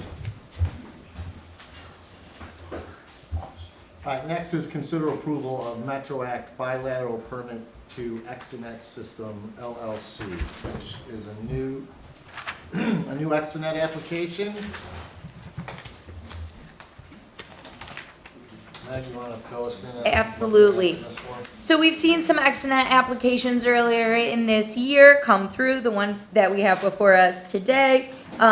Same company that we had granted these to previously, but this scope of work was just in a little bit of a different area. They're expanding fiber optic cables that should help improve service over there. So what you have in front of you is a pretty standard agreement. The right-of-way, the bilateral form that you see here is governed under the Metro Act. It is our responsibility to go ahead and take in these permits and to prepare them. But if there is no, maybe Peter can help me with the Sure. exact language on that. Yeah, so the Michigan Public Service Commission already pre-populates an agreement in bilateral form, and we just take it, extrapolate data, and fill it in. So everything is driven by the Michigan Public Service Commission. Extenet does do quite a bit of work in the area, and I took a look in my previous files. Extenet had done work for AT&T and I believe T-Mobile, but this one was for DT, and it was east of Inkster on Fairgrove Avenue. I didn't see any prior permits for it, so we just decided to prepare a new one. And it's under the Metro Act. The Metro Act is kind of ambiguous. It just says that a municipality may not unreasonably deny such a request. But you said this was a DTE. No, it's Extenet. Extenet, but Extenet's doing it for DTE. that was our understanding. I, Yeah, DTE secondary power source, so. okay, I just want to jump in real quick. So again, given our history here, I just want to understand, if you look on, there's not a page number attached to it, but if you go to Exhibit B, bond, then you go to the map, under project name, it's small cell network. Same thing, that if you go to the third drawing, it says 5G antenna site. And then again, on that map, it says location of Extenet antenna pole. So all of these things seem to indicate that we're dealing with another small cell node. And I guess my other question would be, what is under the law, our ability, how far can we move the pole or request move? 75 feet. Because logically, like this is, the location of this is that new construction right off of Inkster. and the new construction is gonna have a brand-new pole in its front yard. Are we able to move that across this, can we open up dialogue to be able to move it across the street on the side of the golf course, outside of the fence? It seems like that would have a lower visual impact on our residents. My understanding, looking at this application, was that it would be in a DTE trench, and it would be dug underground, which implies the Metro Act. I'm not an engineer. It looks like Steve just stepped up. Do you know more than I do about this? I don't. I was going to ask if this is above ground, why it should have come to planning for application approval, right? Or, David, where were you seeing that you were getting the idea that this was a small node? Yeah, so if you look in the, I'll just hold it up for you. Right there. Oh, okay.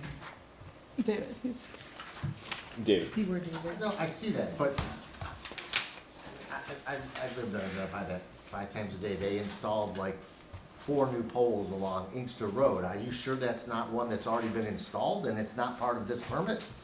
No, because This is it's, a new one? yeah. Because you live right, I mean, you live right there. This is a new one they're proposing here, so there's the new one, it's scenic, that they put in, and there's a new one, I believe, 2 new ones on the other side of Inkster. My name's Rick David, 27201 Wellington. This is, according to the maps, they provided a small cell tower. The trenching is from the DTE transformer that they put on that property. So they're gonna trench the line, the power from the transformer near Wellington all the way to Inkster, and then put a pole right there on the property. And there's nothing, the map shows a bunch of trees in that area. There's no trees there. They're gone. It's totally barren. There's a pond and then that's it. Is this in, this is in the Fairgrove right away or in the Inkster right away? I think it's the Inkster right away. Which isn't ours. Well, that's what it looks like. Well, I don't know which way they measured it. Yeah, if it's not, I was gonna ask that question, if it's the Inkster right away. And they've done a lot of work, as you said earlier today, on that Inkster Road, dropping fiber across the street on the golf course side. Right. And I was, if I was the owner of that property, building a home, and next thing you know, they put a pole there, when they could go across the street. And originally, when T-Mobile or ExteNet put the proposals out to this, they showed 3 towers along Inkster on the golf course side of the road. Right, they did. There was always on that side, and all of a sudden, this one shows up on the other side, and it's gonna stick out like a sore thumb for that homeowner. And for the Is there an, village. is there an existing utility pole at the end of that, or on Fairgrove?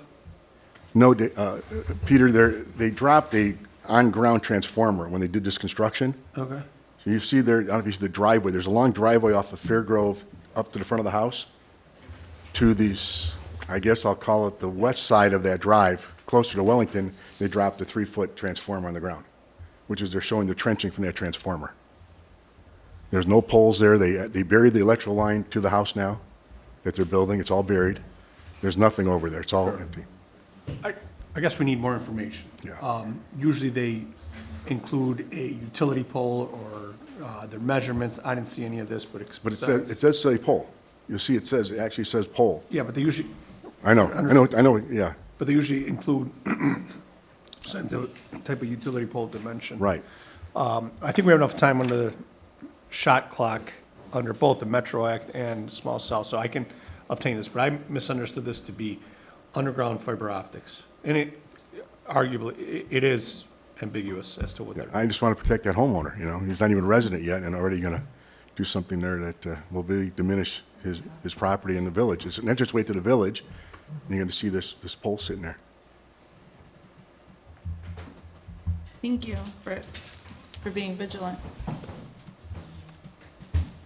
So what are we being asked to do right now? I think that it probably needs to be tabled. Peter and I For a will month, yeah.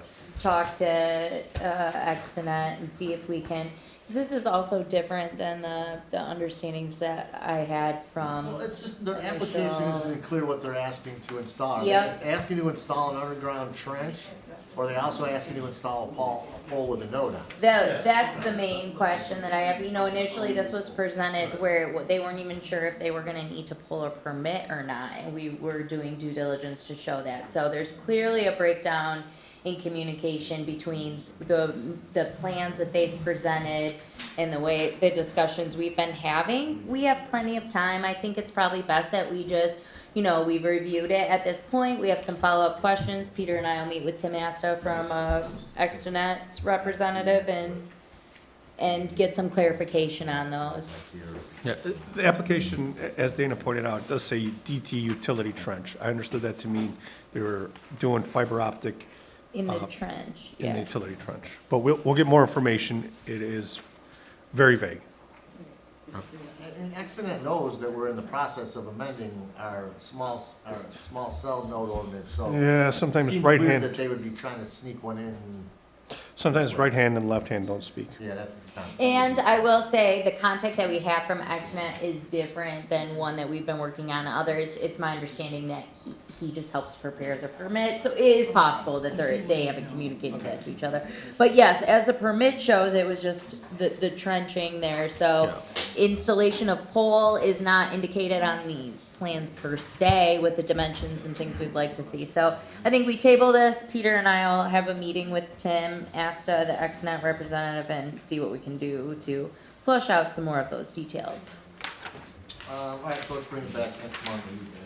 Yep. Item C, this is something I think that Meg is bringing forward. Consider moving council meetings to Franklin Community Church.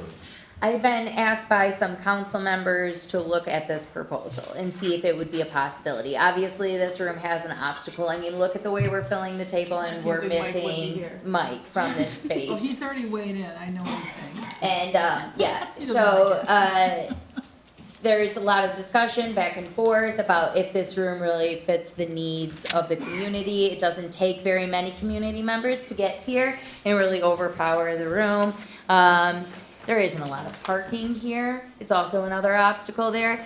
Now, having them at the church, there's a cost associated with that, and there's also a barrier of figuring out if we're going to be able to get a second set of audio-visual equipment, or if we're going, video equipment, or if we're gonna be physically moving this back and forth like we had seen during COVID.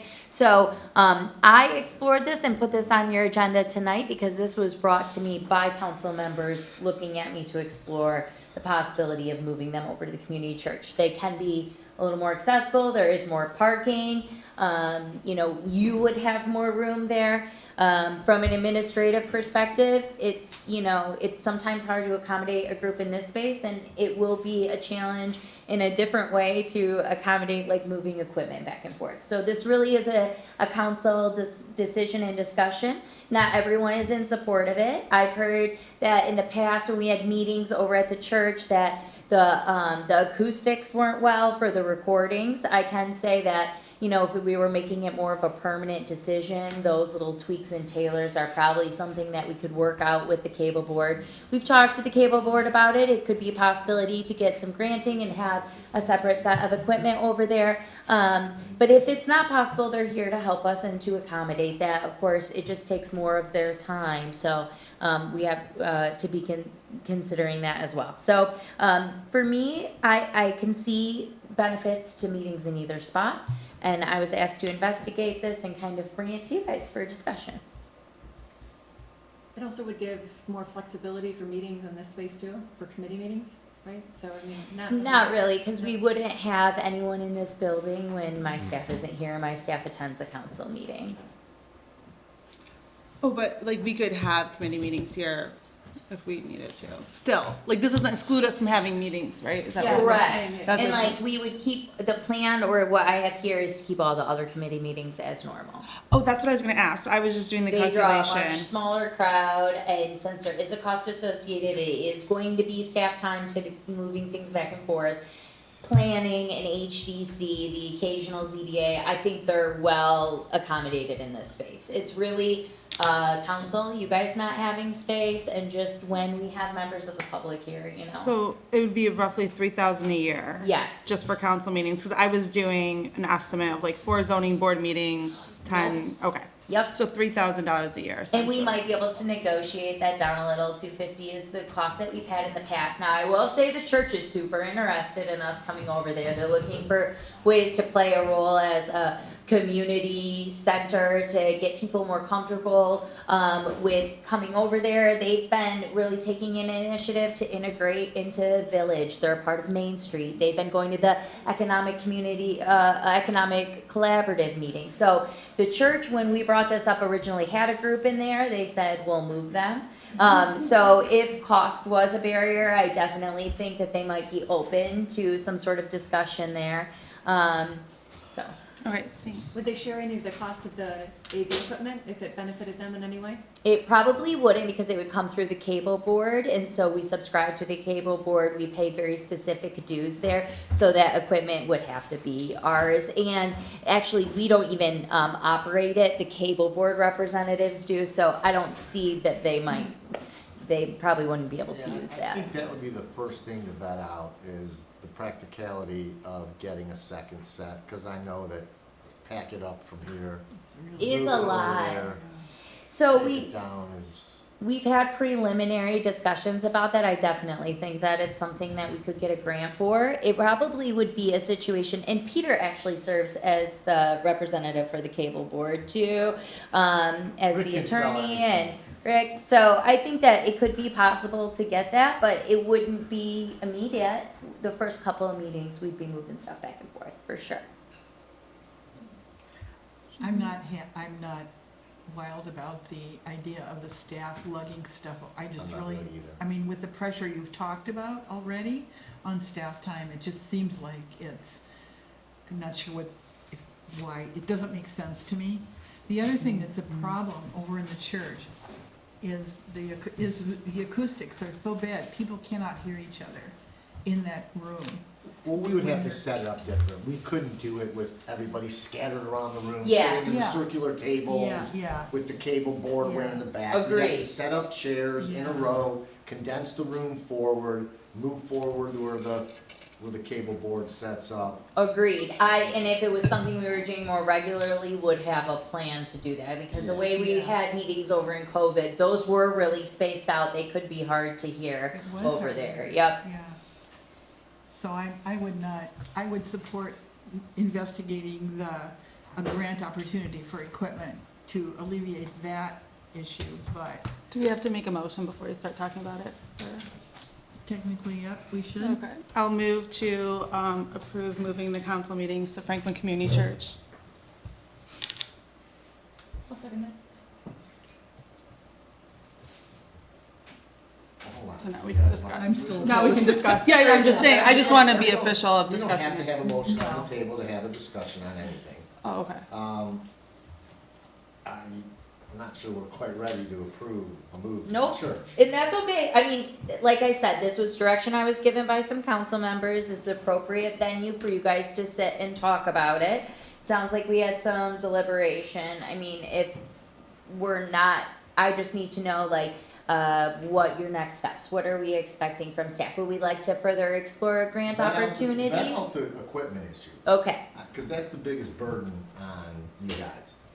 And Angelina pointed out, the cost doesn't seem prohibitive. no, And nope, have more space in a condensed way would certainly be helpful. So the concept is there. Let's vet out that issue okay, and bring it back as soon as you have an answer to that. all right. And the church, we have had council meetings there when there's been an issue that we know a lot of Mhm. people are coming to talk about. I would not want to preclude that opportunity at all. I think you're talking about regular council. Absolutely, yeah. So, my thoughts on it, highly support it. I think that this is a tight space for us. It provides an opportunity where we don't have the overcrowding, we have better parking. The fact that the community church supports it is just additional reasons why. Not only is it supporting their cause of making it less intimidating to go into the building, but every dollar spent is something that benefits one of the organizations and buildings within our community. So I'm fully on board of it. If we're not ready to take a vote on it for additional deliberation, totally fine with that. But I do think that we want to act with urgency, not lose track of it. Like, just understanding as far as, you know, how long do we anticipate that it will take to apply and receive a grant so that we can kind of have ETAs on Should stuff. we take a vote on it? Because then you guys are expending village resources on something that we don't know if we're gonna go forward for. So I feel like take a vote on it, because if that avenue doesn't work and we don't get that grant, but we've approved it, then we start looking at other solutions. That's definitely up to you guys. I think that I hear you on the urgency thing, and while I wouldn't have a grant worked out by next meeting, I would have a timeline, probably a better idea of that.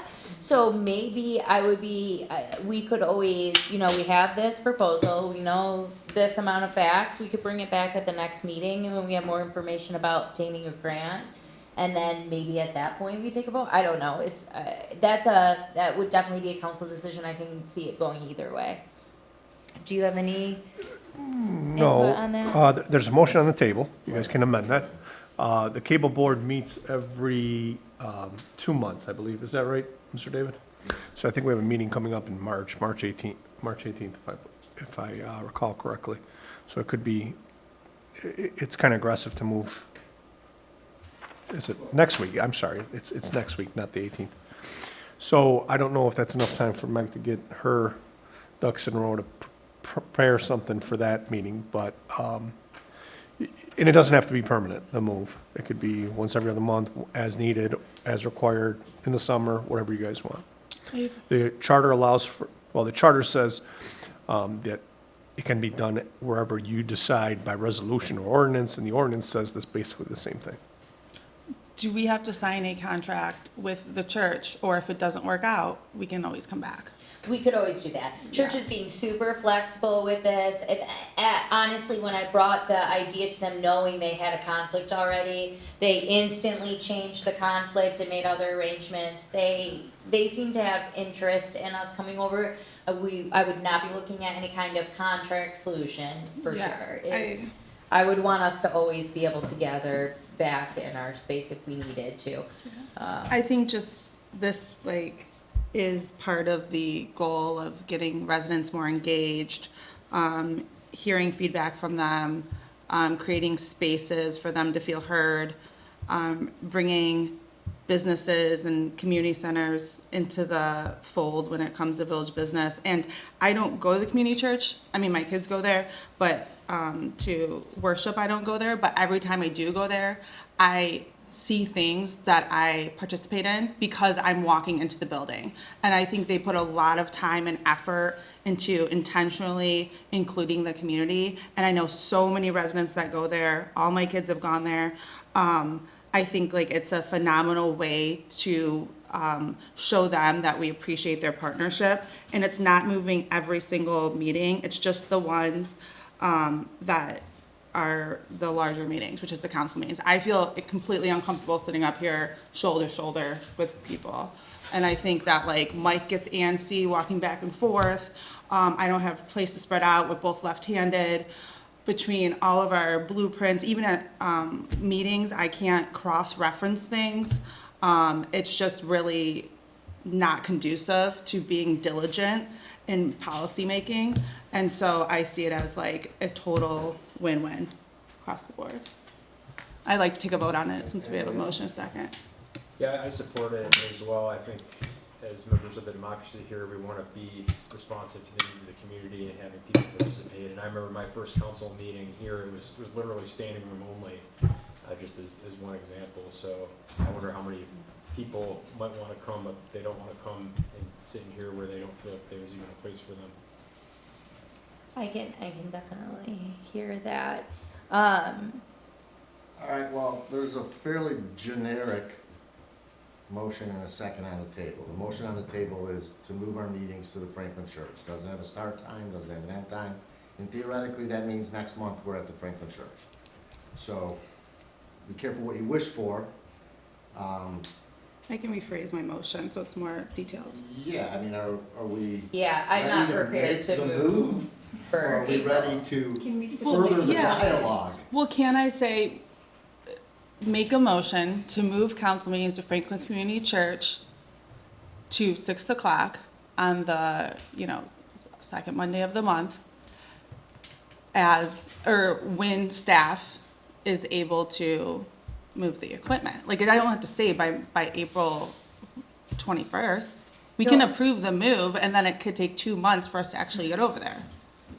We could do that. You could make a motion that suggests moving the meetings to the church starting in May, pending conversations with the cable board on accessibility of technology. Like if we have the ability to get a grant or not. And then that way we could keep making progress. Does it have to be time bound, or can we say, move the meetings to the Franklin Church pending discussions with the cable board? If we were gonna not make it time bound, I would rather just table it to the next meeting. I think if we're going to have a motion, we should have a time on it. Why don't we just move it to the next meeting, because you're meeting with the cable board next week? Will you be able to bring this up? Or was their agenda already set? Their agenda, I'm sure, is set, and my conversations are gonna happen outside of the cable board initially. I'm gonna call and talk to Carrie about this situation. I had already talked to Carrie about some grant funding, so I'm gonna call and talk to her about that. Rick David, member of the Cable Board, and I'll talk to the treasurer about this, who is Rick David. Our meeting is, as Peter said, is next week, and then we meet again on May 21st. The real question will be talking to the staff at the BACB, the Birmingham Area Cable Commission, We've done that. the community TV folks, and Yep. get a quote on what the equipment would be.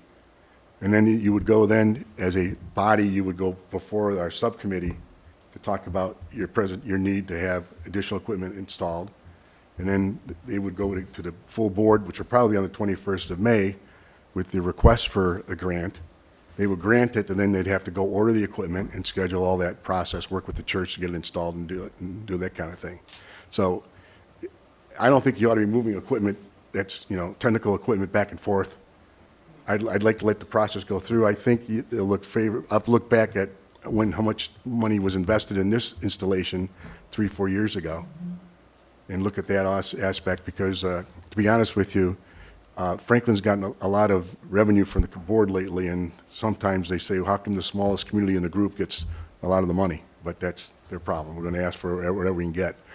But I would ask that you not put a May meeting timeframe. We want to get this done right and get the equipment installed and all that kind of thing. And it won't be conceivably done until May.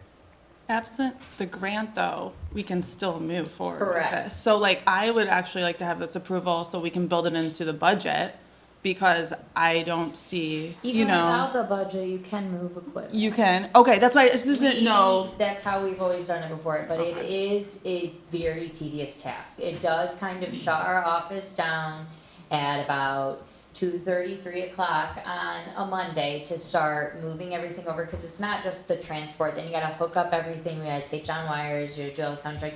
So it is definitely moving equipment while possible is a staff time commitment, 100%.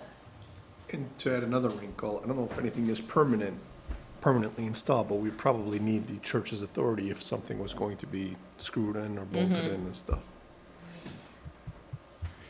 And plus, though, I also remind you that our next, I don't know if the next board meeting, but maybe by the main board meeting, we will, as a cable board, be reimbursing or returning back some unspent funds for this year to all the communities. Now, we haven't determined the amount yet, but we take the money in. We think it's 40% of what you get in fees, go to the cable board. We go and fund our projects, fund the public access channels, and every year, once our budget is audited and our revenues are audited, everything is done, we determine amount of rebates we're going to give to the community. So there'll be some money coming back for that. To give you an idea of our allocation was about $60,000 last year. That's awesome. For The cable board. That you pay to the board. So we're not getting all of that back, No, but no, when Rick is talking, Yeah. just to put it into perspective of Right. what we do put over there, it's about that amount. Yep. So can we make a non-time bound motion and then just let you guys work through the process, because we don't really need to be involved unless there's a decision that needs to be made? Because it seems like details you guys have to do behind the scenes stuff, and I think a motion to allow or grant staff to move forward with considering the move to the church hall would be sufficient.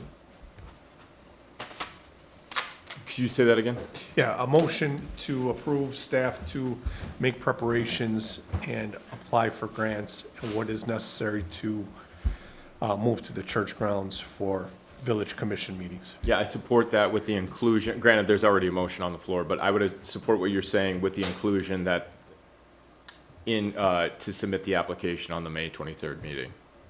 21st meeting. And the village administrator proceed with the grant request. Yeah. We'll try to speed it up if we can. So we're already considering this, so then why don't we do a motion to approve it? And then in the motion, we can give the administrator and the staff the authority to pursue grants and preparation for the move. My personal feeling is we're making an uneducated decision there, right? Like, we don't know what the ultimate decision of the grant would be, and it may influence people's decisions and how they'd vote for moving over to the church, right? So that's why I'm saying I would rather go at the direction of taking action up to May 21st, coming back with understanding whether or not we're going to receive a grant.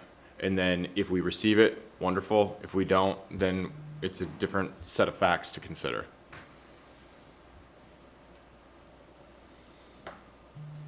Okay.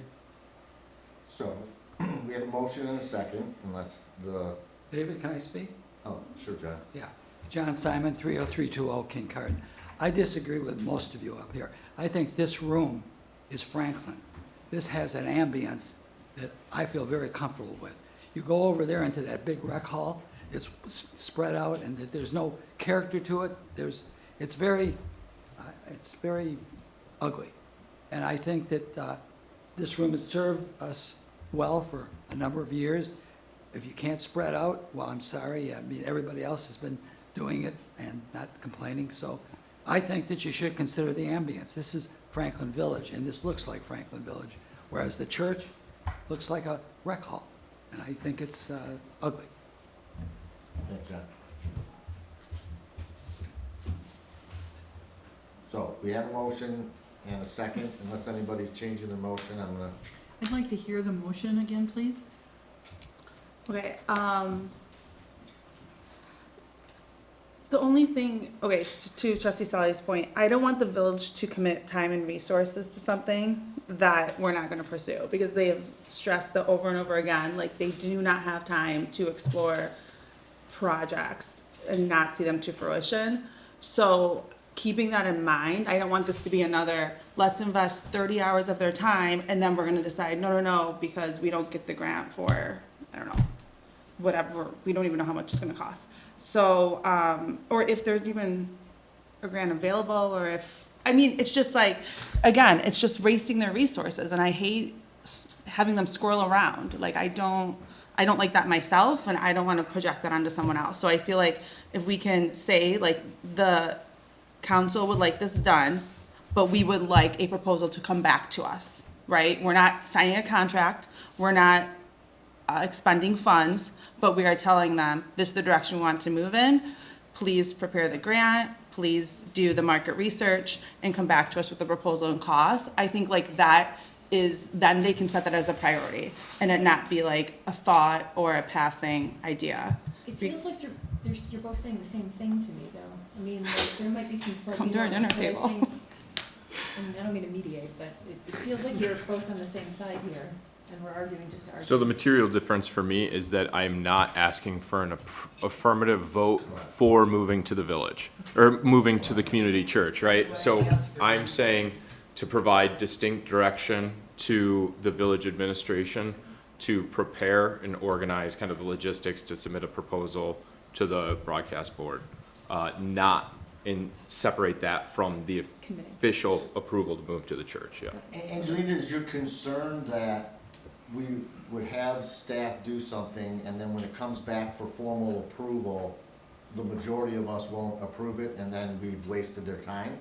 I mean, we can accomplish things in simple things like a straw poll. I haven't heard one of us generally say we don't support the idea. Or are you We just saying need more If the information. grants, if we don't get the grant, is that what you're saying? Yeah, We'll it almost spend seems time- like this is predicate on us obtaining the grant. And I don't want us to think there's only a single I don't know solution. if it's predicated on obtaining the grant. Part of this vetting out process is to find out what a whole set of equipment will be. Rick can use this setup as sort of a baseline, obviously having to add to that since things have gone up, but that will give us an idea of how much we would have to be asking the cable board for, and Rick, being the treasurer of the cable board, would have an idea whether he thinks another $60,000 ask for the village of Franklin within 3 years of a prior $60,000 ask for the same thing is gonna sell very well at the 5 or 6 communities included in the cable board. So, it is a big piece of it, but if your concern is whether or not you think there's general support on council, I think there's general support. I don't have a problem with the idea, but I'm not, the motion that's on the table was very simple. It was motion to move village council meetings to the church. That was it. That's like, as if we're starting next Monday. I mean. Okay, I'll change it. I'll withdraw my motion. Now, if you want to ask, if your concern is you want to make sure there's a majority of us that support having the council spend the time and effort, because I would not, if I didn't support the move, support wasting Meg's and Susan's and Dana's time. So I think if you were to make the motion to instruct council to vet this out, or staff to vet this out, and that motion passed, be safe to say that if the motion came back with favorable information, that will probably be successful. But to say you want to know that we're going to do it before we investigate it, that's usually not how things work. We all respect their time, but this is what they do, and this is a big deal, and if they have to vet it out and for some reason it doesn't end up working, that's part of the process. You can't approve it ahead of time, and then what? If we don't get good information, a motion to unwind everything we just did? I mean, if we don't procure another set of equipment and it requires, closing at Monday or limiting services, Monday at 3 o'clock of the council meetings, I would still approve it. Okay, well, So that's what something I'm we need to saying, bring back. I don't want it to be the only option is if we have enough money to procure an entire equipment, second set of equipment, because I feel like the sacrifice of limiting services at 3 o'clock on the day of council meetings are worth the reward of getting people comfortable coming to council meetings, hearing their feedback, improving community engagement. So to Mike's point, that was what I'm just saying, I don't want it to be the solution doesn't work, then you guys are wasting your time. I'm very cognizant of your time and resources is what I'm trying to say. Thank you, and I appreciate that. I think that what we can go ahead and commit to right now is we'll vet through the equipment issue. How much is it gonna cost? What funding is available? And what we can also bring to the next council meeting in addition are possible other solutions if funding isn't available. And then at our April meeting, we can kind of talk through the research that I've done so far, knowing that it wouldn't be until May 21st if we were able to get a grant that it would go through. So we'll talk about it in April. We'll say, this is what we learned that might be feasible with a grant. Here would be other options if the grant isn't feasible. And we work forward on that. We try and, say the grant is feasible. So we apply for one and we hear it out on the 21st, then we're bringing it back to you right at the beginning of June and making a plan moving forward. Okay, so I'll reword my motion. I move to change the location of the council meetings to the Franklin community, or to direct the staff to research solutions for moving the council meetings to Franklin Community Church at 6 o'clock on the second Monday of every month. Second. Okay. Any further discussion? Attorney brain's going off that probably want to strike that second Monday of every month to give us flexibility, right? We don't need to define the date in which it's going to be termed if that's not. The charter says it's the second Monday of each month, so it's inherent that. Yeah, I mean, moving council meetings means we're moving it on the second. Oh, because you're saying if it falls on Christmas or Correct. something? Okay. Well, Okay, Yes. the motion is only to, again, I don't understand why we needed dates on the motion anyways. The motion only needs to be to direct staff to investigate. I like it. Really all we need to ask them to do. I I'll don't even, strike my motion, we'll just go with yours. Right? I move that we direct our staff to investigate what will entail costs, logistics, everything, to move our meetings in the future to the Franklin Community Church. Second. All in favor? Aye. Opposed? Alright, sold. I think generally, other than maybe Mike, but I think generally the idea is a sound one. I think we all support it, and I think no one's really comfortable in this, and John's comments are valid, but we have had meetings there, so it isn't like it's some unique concept, and as much as this is quaint and awesome, if you went to any other community and went to their governmental room, it's not a quaint little thing. It's a big open room with chairs and a desk, and it's designed to serve one purpose and one purpose only, have effective meetings. And I'm not so sure how effective this is. Everything. Cars on a busy day when we have an important item. I guarantee you there's 10 residents pull up, see the parking lot jam, realize they have to park at the church anyways, and drive away. There's days I get here and it looks like that, and I want to drive away. So the idea is definitely needed, and I don't think any of us here are against the general concept if it really can accommodate everything we're trying to do here. All right, now, the more important part of our meeting, we are currently operating with two of our commissions, the Planning Commission and the Zoning Board of Appeals, short on members. We, for almost 2 months now, had sent out postings asking for applicants to apply for either a Zoning Board of Appeals position, a Planning Commission position, or just either anything that is available. And we have I have that we have received 1, 2, 3, 4, 5, 6 applications, but David's telling me that a 7th came in that I'm not.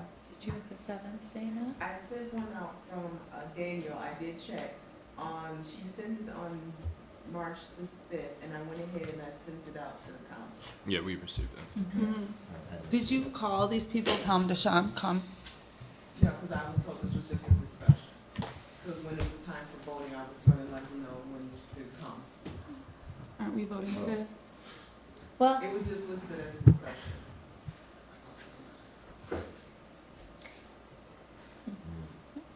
It was supposed to be appointments. All right, well, let's start with this. we can, Of the applicants, if you're here to can be considered for one of the positions, you just raise your hand so you have a head count. So, yeah, so Quincy, I know John, I know Jeremy, and you, Michelle? Yes. Okay. So, it's just the new person that isn't here, this Danielle. And when did her application come in? when did you say, Dana, the I 5th? sent it on the 5th. She mailed, I don't know if she mailed it the day before at night, but when I saw it, I went Which ahead would have and- been last Wednesday. So that definitely would have been after the Cutoff. cutoff to have the time to review Alright, them well- for the meeting. First of all, before we take any action, we have 4 of those people here, so I'll start with, and we can start with, we'll just go in order. John, if any of you would want to come up, introduce yourselves to us, be available for any questions we have. We have openings on the Zoning Board of Appeals and the Planning Commission, so if you, when you come up, if you want to let us know whether you're kind of open to either, or whether you are here for, you prefer one over the other, that would also sort of be helpful. So John, you want to go first? Once again, John Simon, 30320 King Carden. I would like to consider being on the zoning board. I've lived in Franklin 50 54 years now, and I've got a real feeling for the character of the village, and I want to try to maintain that character, and I think that I would do a good job on the board. Okay, Yeah. and you prefer the ZBA? Zoning, You prefer yeah. being on the ZBA? Yes. Okay, awesome. Jeremy?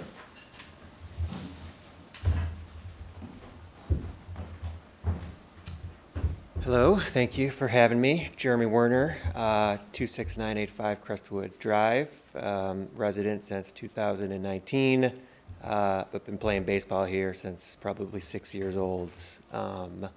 So really love the community. I think similar to your remarks, want to see it really thrive. I think there's a very careful balance, right, of keeping Franklin what it is, but also try to modernize and make it safe for, like, my kids. I have a 4-year-old and a 15-month-old, so want to help. Open to both the ZBA and the Planning Commission, but yeah, want to try to help you guys. Awesome, glad to see you getting involved. Yes. You carry their spot? No, I'm good. Okay. Michelle?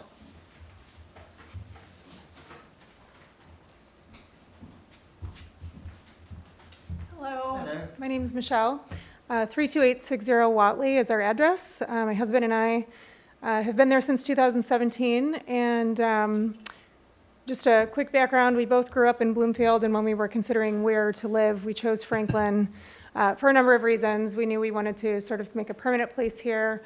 We love that it's a bit of an oasis amongst Oakland County in many ways at the surrounding communities. Lots of tree cover, beautiful sprawling lots, uniqueness, and a historic village, of course. We have 2 daughters, a 4-year-old and a 6-year-old. Both have gone through Franklin Preschool and are now, my oldest is now at West Maple Kindergarten. And over the years that we've been here, I've had a chance to get to know other families and residents in the area. And it's become increasingly important for me to want to be involved in the community where my kids are going to grow up. And yeah, I'm interested in the zoning board, so I think that would probably best fit with my current time constraints and interests. So I hope to be considered. Thanks. Thank you. Quincy? All right, I am Quincy Harrison, 30795 Adair Court. I haven't been here quite 50 years, but 2013, so I'm coming on 12 years. Basically raising a hobby farm, 4 kids, 2 dogs, and 4 chickens there. So we are having a good time. We are very busy, so I've been on the ZBA for maybe a couple of years almost now. Very, very much enjoyed it.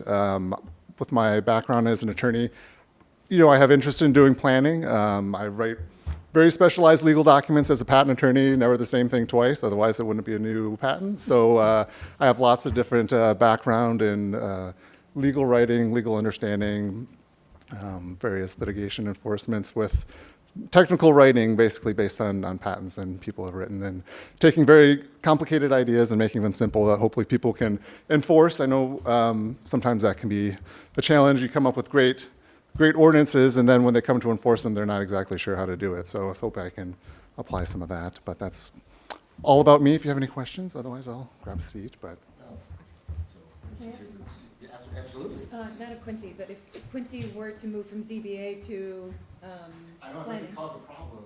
Yeah, well now, if we have 2 vacancies to fill, could we select from this group of Yeah, candidates? or do we have to absolutely. repost? Yeah. Okay. Absolutely. Yeah, and that will probably be what we'll do first. We'll fill planning first, and then we'll go from there. There were, we also received an application from Brian Rickoff, who is an existing ZBA alternate, who's now asking to move up to sit on the ZBA itself. We received an application from Natalia Schub for either of the positions. Brian is asking to be on the ZBA specifically, and then, I apologize, I missed Danielle's. Was Danielle specific on what she was Do you looking to remember? do? She was looking to be on planning. Okay. And she's about the same here. So what is council's druthers? Do you want to start making appointments today? We have enough people here to fill the seats that are open.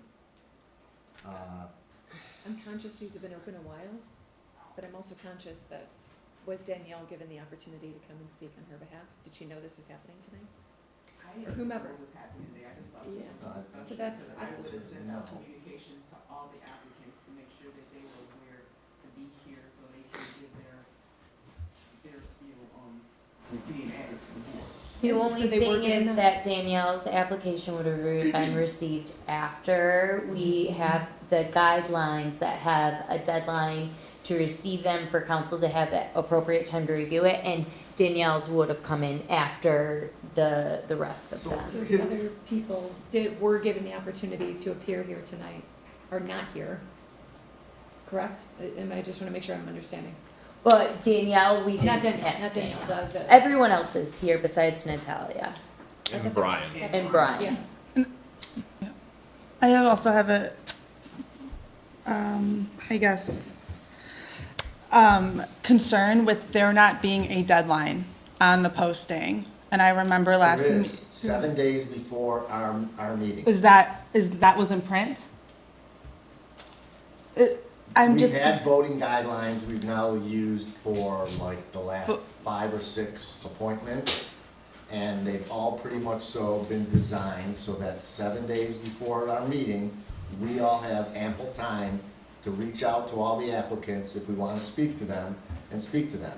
And what was happening was we were getting applications still trickling in the day before the meeting, and nobody got a chance to speak to that person. And should someone who, got their application in after the deadline be considered versus someone who got their name in on time for the deadline? And I'm just making the note that the actual posting itself did not have a deadline, and that we haven't been following the process to the letter of the policy.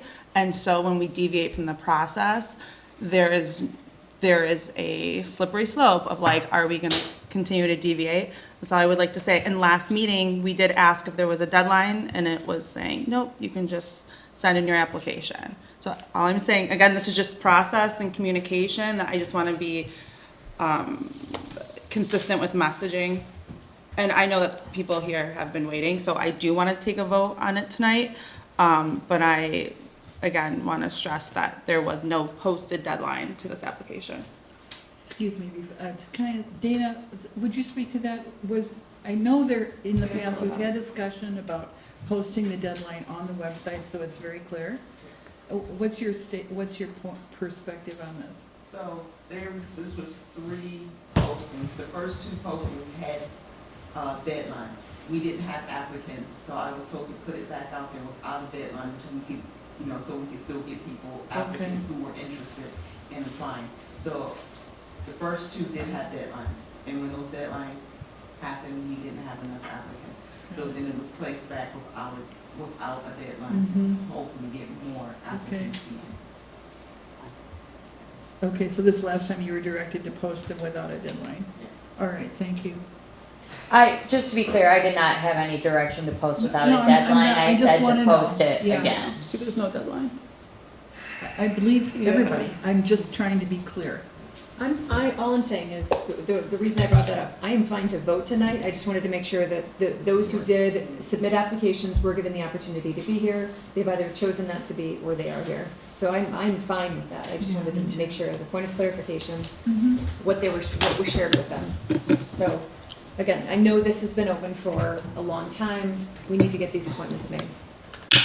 I did not want to we split have hairs enough with that. applicants here to fill the spots. Okay. So, Totally fine with that. and the process has always been sort of a pecking order.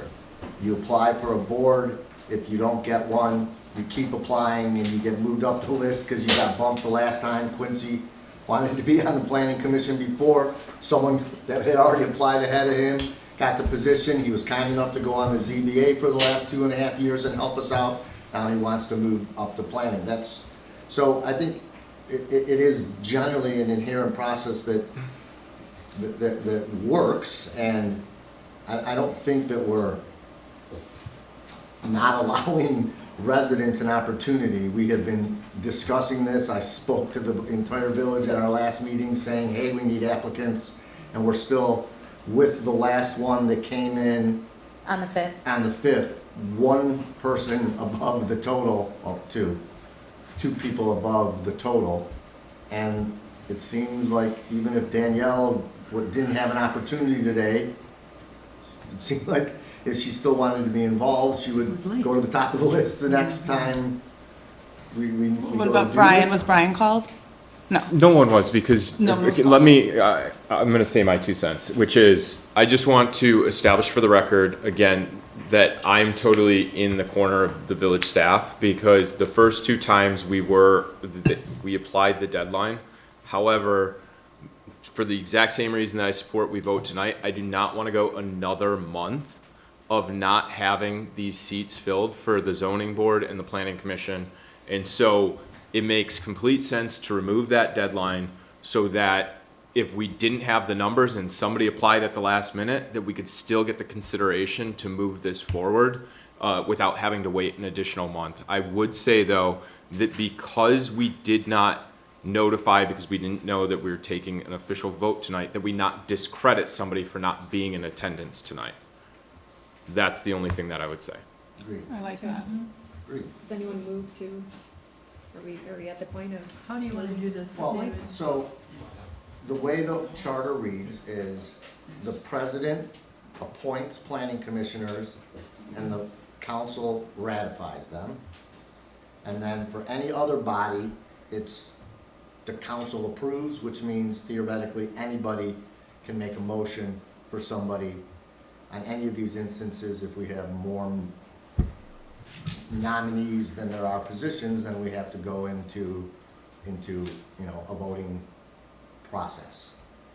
I would suggest we start with the planning commission to get those out of the way, which will then potentially gonna create Another other openings. So I just want to again state 2 things. Of our applicants, of the 7 applicants, 5 are seeking to be volunteers for the first time in the village. 2 of them are existing volunteers. One is a volunteer that's on the ZBA that would like to elevate to the planning commission, which is sort of one of the natural progresses. And the other is somebody who has been putting in his time as an alternate on the ZBA, which is now asking, and probably became an alternate because there wasn't an appointment for a ZBA person at that time, so they took an alternate position until a ZBA spot opened up. So, having said that, I would like to start with the planning commission nominations, and the first person I want to nominate is Quincy Harrison. Quincy had asked to be on the planning commission initially, but even more so than that, as I spoke wind about when we were adding Dan to council, and when we lost Dan, and had previously, when I was on council, I liked the idea of a technical attorney that is familiar with and spends their professional days. And if you look at the definition of who should be on the planning commission, it's supposed to cover all the spectrums of our society. Getting an attorney that has a technical background to do a lot of the things that I did when I was there and what Dan was doing until he left. That David, as well, we debated when we appointed Dan, this to me fills a huge void that we're missing. So my first recommendation from the planning commission would be Quincy Harrison. Do you want a motion? But it's not a motion, I'm making Oh, that you're appointment. making the Now, you appointment, guys we now need to vote, so Yep. we can have further discussion on the matter. If anybody wants to discuss, or anybody has further questions for Quincy. If not, I served with Quincy on the zoning board for a couple of years, and I thought his questions were very thoughtful, and the points that he raised and the preparation that he did before he came to the meetings was exquisite, and oftentimes he was explaining things to other zoning board members who couldn't quite grasp what was being presented. And I think that he's a good collaborator and consensus builder, and I think he would be an excellent addition to planning, and he's really dedicated a lot of time to the village, so he wholeheartedly has my support. Further discussion? All right, all those in favor of moving Quincy Harrison to the planning commission, say aye. Aye. Opposed? All right, Quincy, awesome, congratulations. I know you've been wanting to move on, so we're awesome, glad to have you on the planning commission. Okay, so now we need to have another applicant for the planning commission. We really have, of our applicants, two have asked to be on the planning commission. One is Jeremy Warner, who is here today. The other is Danielle, who's not here today. I mean, I feel bad because I missed that we got an email about Danielle. I was out of town last week, so I did not see that come in, so I did not get an opportunity to speak with her. I don't know if anyone else had an opportunity to speak with her.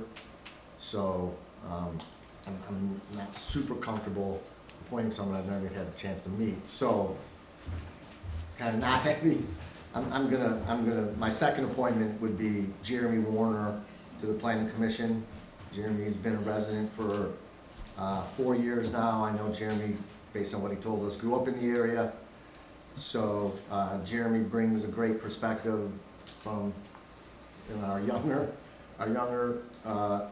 strata of the community, and I'm gonna recommend Jeremy Warner to the planning commission. Any discussions? How many spots are in planning open? There were two. Just two, So okay. this, Quincy filled one, and this would be the Yeah. last. But now we have 2 openings on the ZBA. Yeah, okay. I mean, Jeremy's speech was great. I can speak to Danielle just because I did review her application. I did like the architecture and professional fine arts education that her application carried, because I think that's important in planning, like the aesthetic, a community planner, there's like a lot of, to like John Simon's point, like aesthetics and beauty is something that villagers hold very near and dear to their hearts. And having that like education and experience mixed with the business savviness of being a business owner was something that I think probably attracted her to the planning. But given that she's not here tonight, I support your nomination of Jeremy. Any other discussion?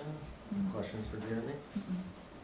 All right, we'll take a vote. All in favor of adding Jeremy Warner to the planning commission, say aye. Aye. Opposed? All right, Jeremy, congratulations. Thank you. We look forward to your input. Stuart wanted to make comments. Stuart? He had Next week. Did you have a question? Did you want to say something? No. Okay. That's Yeah. what You wanted 2 planning commissioners. I got what I wanted. You got 2 planning commissioners. Stop while you're ahead. All right, so we have, including Danielle, we have 5 people left for the 2 seats. At this stage, I don't make recommendations. It is, it would be recommendations, nominations by any of you. If you want to nominate someone to the ZBA, that would require a second, and then we would take action. If we get 2 people, then that's where we stop.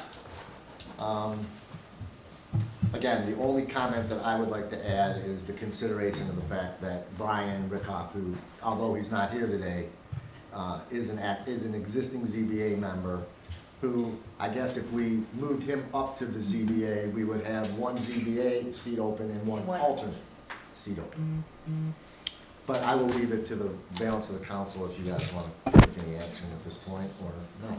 For those reasons, I'd like to nominate Brian. To the ZBA? Yes. And I'd like to second that. I really like the idea of moving alternates who have put in the time into the regular spot if they want that. I agree. I concur on that as well. Any further discussion? All right, all in favor of appointing Brian Rickoff to the Zoning Board of Appeals? All in Aye. favor, say aye. Aye. Opposed? All right, Brian, if you're out there, thank you for your time and We look forward to you sitting on the board in totality. So at this stage, we still need one more nomination for somebody to sit on the ZBA in a full capacity, and then, obviously. I'll move to nominate. Randy's not here. Hold one second, I'm sorry. Do you know how many alternates there are right now? 2. Oh, so we'll, But Connie's we- still an alternate, and then Brian would be replaced. Okay, so we're good. We don't need, okay. I'm sorry, Angelina. No, I just moved to nominate Michelle for the other. Michelle Sumerian for the Yeah. ZBA position. Yeah. Any further discussion? I don't, we met Michelle. You met Michelle? Yeah, okay, thank you. I had a chance to speak. Yeah, okay. All right. Any further discussion? All right, all in favor of appointing Michelle Sumerian to the zoning board of appeals, say aye. Aye. Opposed? Michelle, congratulations. Thank you. So we have 3 applicants for the zoning board of appeals alternate. John Simon, Danielle, sorry, I didn't get her last name. Carmel, Oh, Carmel. but Danielle? she, in her application says commission, so I don't know Okay. if she's applying for CBA. Okay, so then, between Mr. Simon and Ms. Carmo, we need a motion for somebody to serve as an alternate on the zoning board of appeals. I'll move to nominate John Simon. Need a second? I can second that. Okay, further discussion? All right, all in favor of appointing John Simon as zoning board of appeals alternate? Might have to do a roll call. All in favor, you want to do roll call?